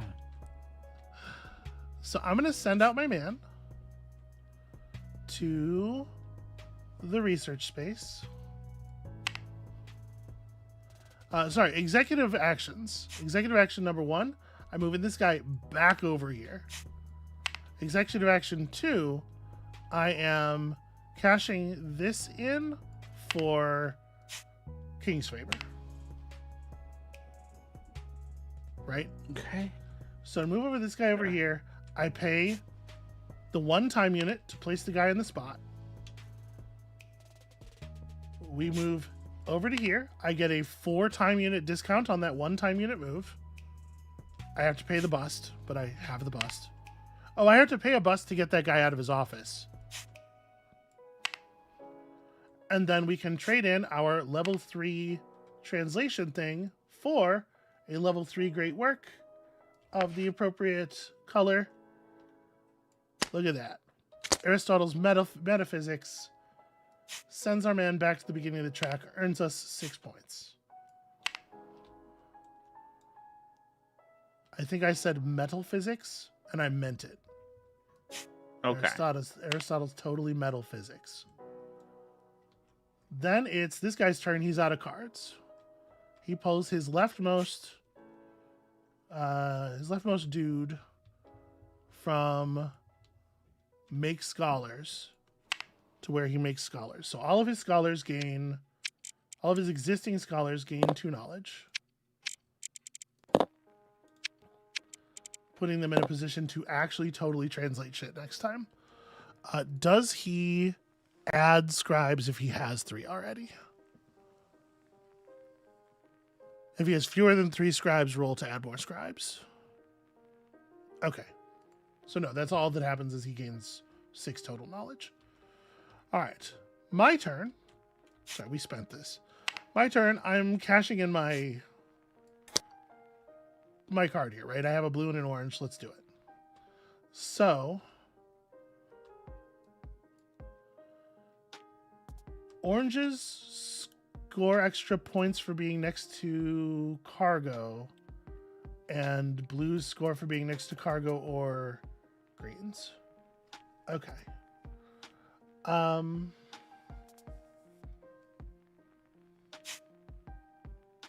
Here's the thing. I hadn't really thought about. If we get more time units, I don't really have a lot to do with them. I kind of think we're just caching all the way out. Oh, I don't have a good. I have a, sorry, I have an orange. So an orange wants to be next to cargo. Here's what I'm thinking. Because this is a great work, we can use it to take a spot that isn't empty. Placed right here, it extra scores twice. Right? So I'll get 12 points for this. Okay. 58. He'll get a library token. I'll get a library token. Then, oh, sorry. I also get whatever's. I get a creative ink. Cool. Then we have a blue as well to place. The blue has a very low score. This is mine now, and I do gain 2 busts. Okay. So now we have this blue.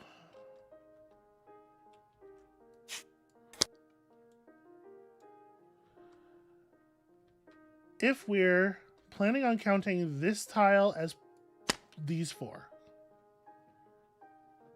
this tile could be read, now that we've positioned this way, like, we could read this like here and take the 5 time units, right? Like that. Okay. Take the 5 time units, we get a triple off of that. But I don't know what I'm doing with 5 time units. But we do have guys who are in executive slots who could be played for, I don't know. So I guess we'll take the 5 time units and not try to score any other shenanigans because I don't think there are other good shenanigans to score. And then we can pay 2 of our time units to get 2 crates. But what would I do with them? Nothing.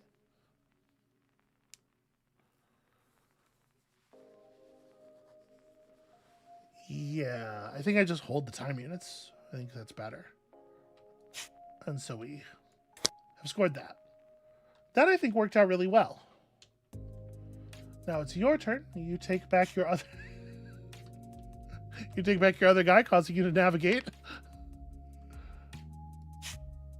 to here where you train people in your school.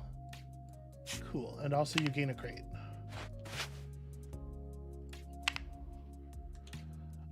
He sets all of his guys to 6.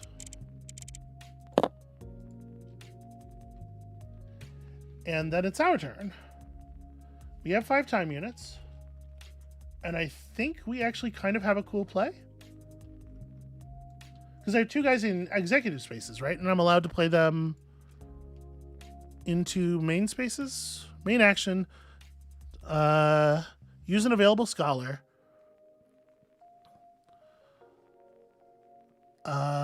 Choose an available invited scholar. If the invited scholar is on an executive action space, you can freely move it. If it's in its office, you have to pay the cost. Right, we've already paid all our costs. So, I think what I want to do here is executive action, move this guy to this space. That costs a time unit. Then, main action, move this guy to this space. That costs 3 time units. Then spend 1 time unit on actual ship movement. Move to here. I'll get an ink and 2 busts, I guess, for the space bonus. That's kind of whatever. But what that actually does that I care about is it allows us to do a load. So we put 4 things on the boat. That's a big load.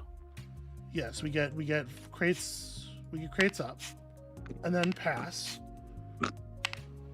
We heard you. I'm sorry. Why do you love me? For a million reasons. I think I elucidate this fairly regularly. You are the most lovable person I've ever known. Oh. So you being out of cards and out of local scholars. Oh, and I didn't actually move the tokens over. Sorry, but you all know when this happened, the second event occurred, and that marks the end of the game. At the end of this phase here. So yeah, you do your thing. You read. You pass because you're out of stuff. I take on my turn 1 executive action of go back to Alexandria, where my stuff unloads immediately and I have a 4-point. Right? Like, does this work the way I want it to? Do you have to have gone back to Alexandria as part of a navigation action, is my question.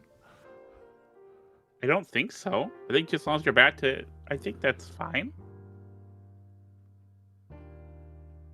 Yeah, no, it says and unload in the description for the icon. Okay. So yeah, I think that lets us burn another, because my guy is in the slot, it lets me burn 4 cargo for another 8 points. And then I take my main action is read, because I'm not allowed to take any other main actions because I don't have the time. Because he read, it would cost us 2 time to do anything other than pass. And that means the game's over because we hit the end. We hit one of the end game triggers. Okay, end of game procedure. I apologize. You're winning. You're winning. You're gonna do it. Okay, hold on. End of game procedure. Our dude warps back to Alexandria. Cashes in his cargo.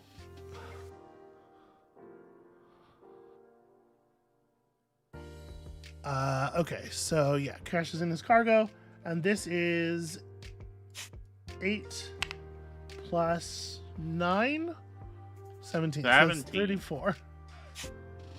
So he goes to 99 points, and I might have shorted him a crate or 2. We'll see. We'll see if it matters.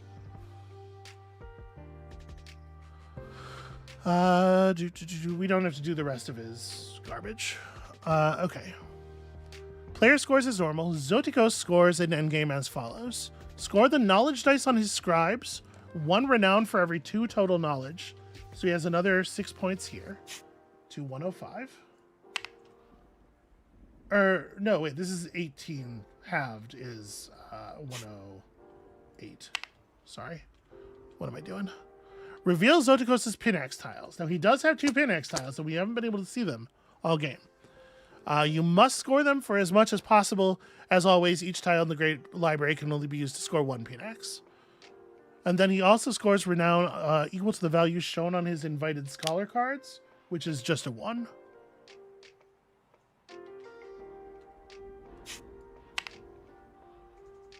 Okay. So...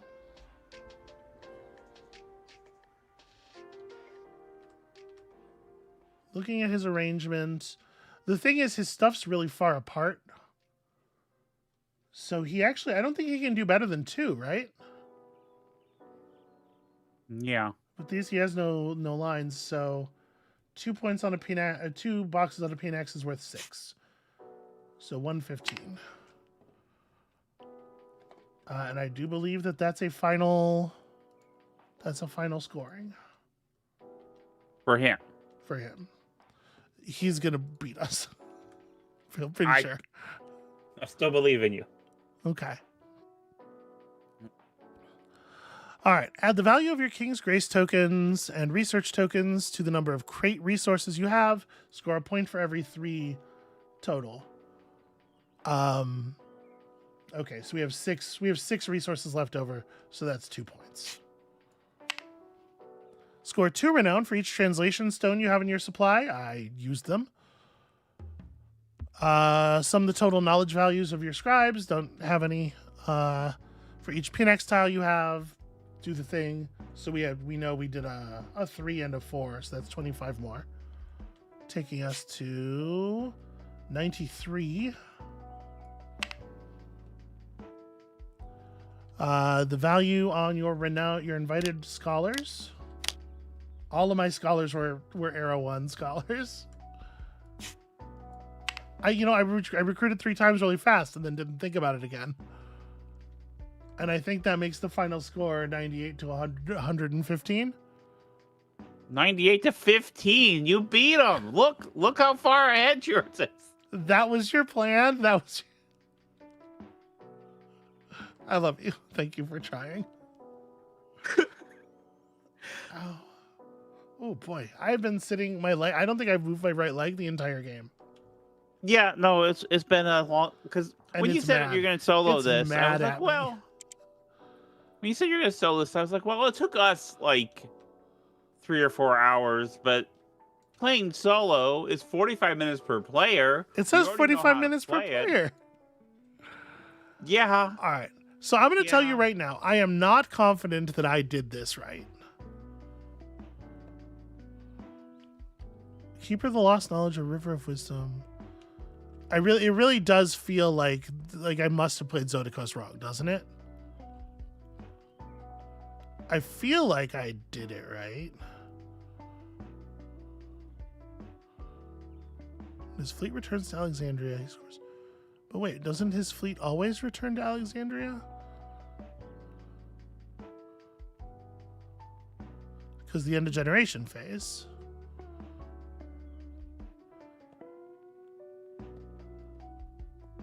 Huh.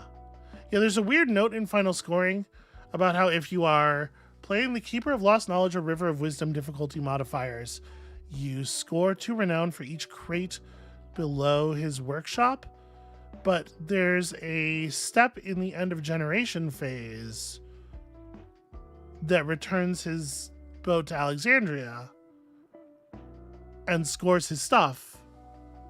So I'm not sure why.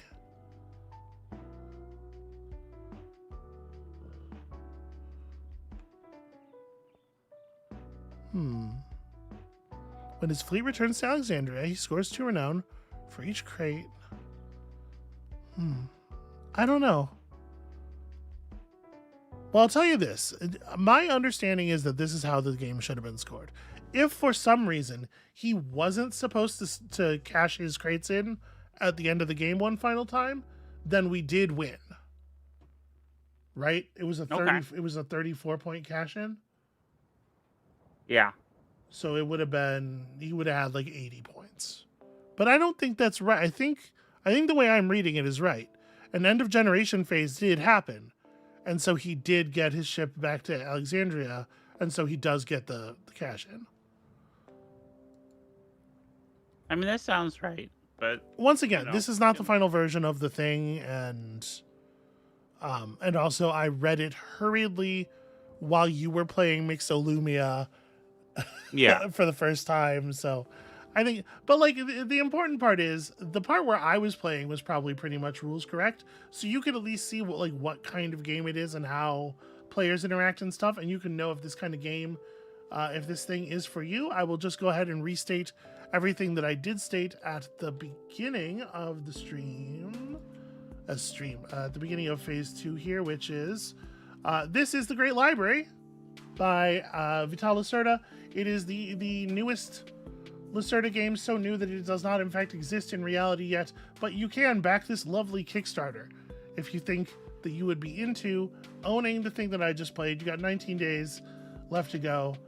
In addition to the basic get the thing of the Kickstarter, they do offer add-ons. You can after you've kickstarted the game, you can add on to your pledge copies of any other game that Eagle Griffin sells to just have shipped alongside this. So that's any other Vital Lacerda game, or the fancy new version of Rococo. If you are a person who really likes Rococo, this is not actually a Vitalis starter game. It's a really old. It's a game that has been out of print for a very long time, and Eagle Griffin picked it up recently and made a real fancy deluxeified edition of it. I actually think this game is great. I love Rococo. I don't think we've ever played it on the channel, but we might find a way to fix that maybe.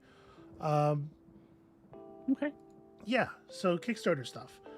As to a couple of people said some version of I like the board gaming stuff on the channel. I miss when there was more board gaming stuff on the channel. I wish there was more board gaming stuff on the channel.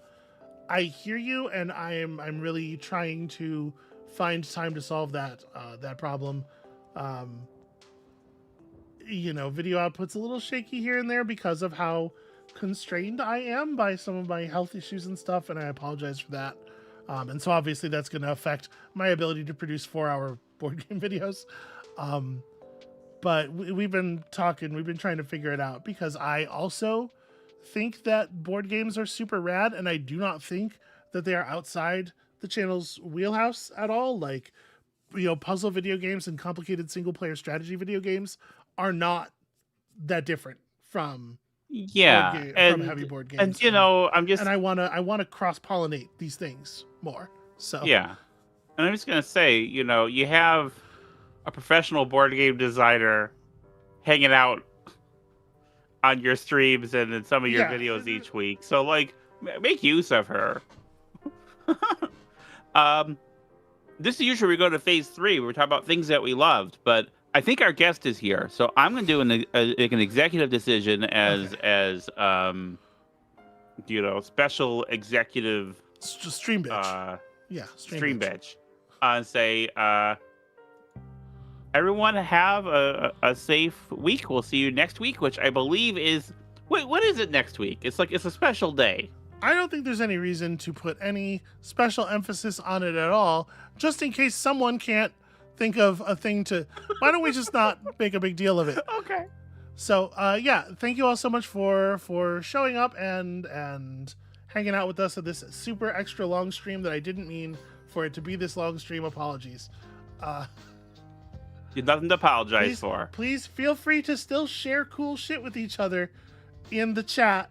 There have been lots of good video essays this week. I'm just gonna say, everybody go check out oh no, her name.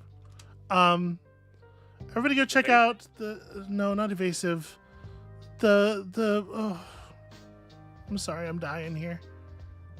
Yeah, it's okay. Lily Alexandra. Next week. Everybody go check out the Lily Alexandra. She's like absolutely top tier, one of my favorites. FD Signifier put out a really good one that I think you can only see on Nebula right now about Charlie Kirk and the right wing, because for reason it's not available on YouTube right now for the reasons you would think it isn't.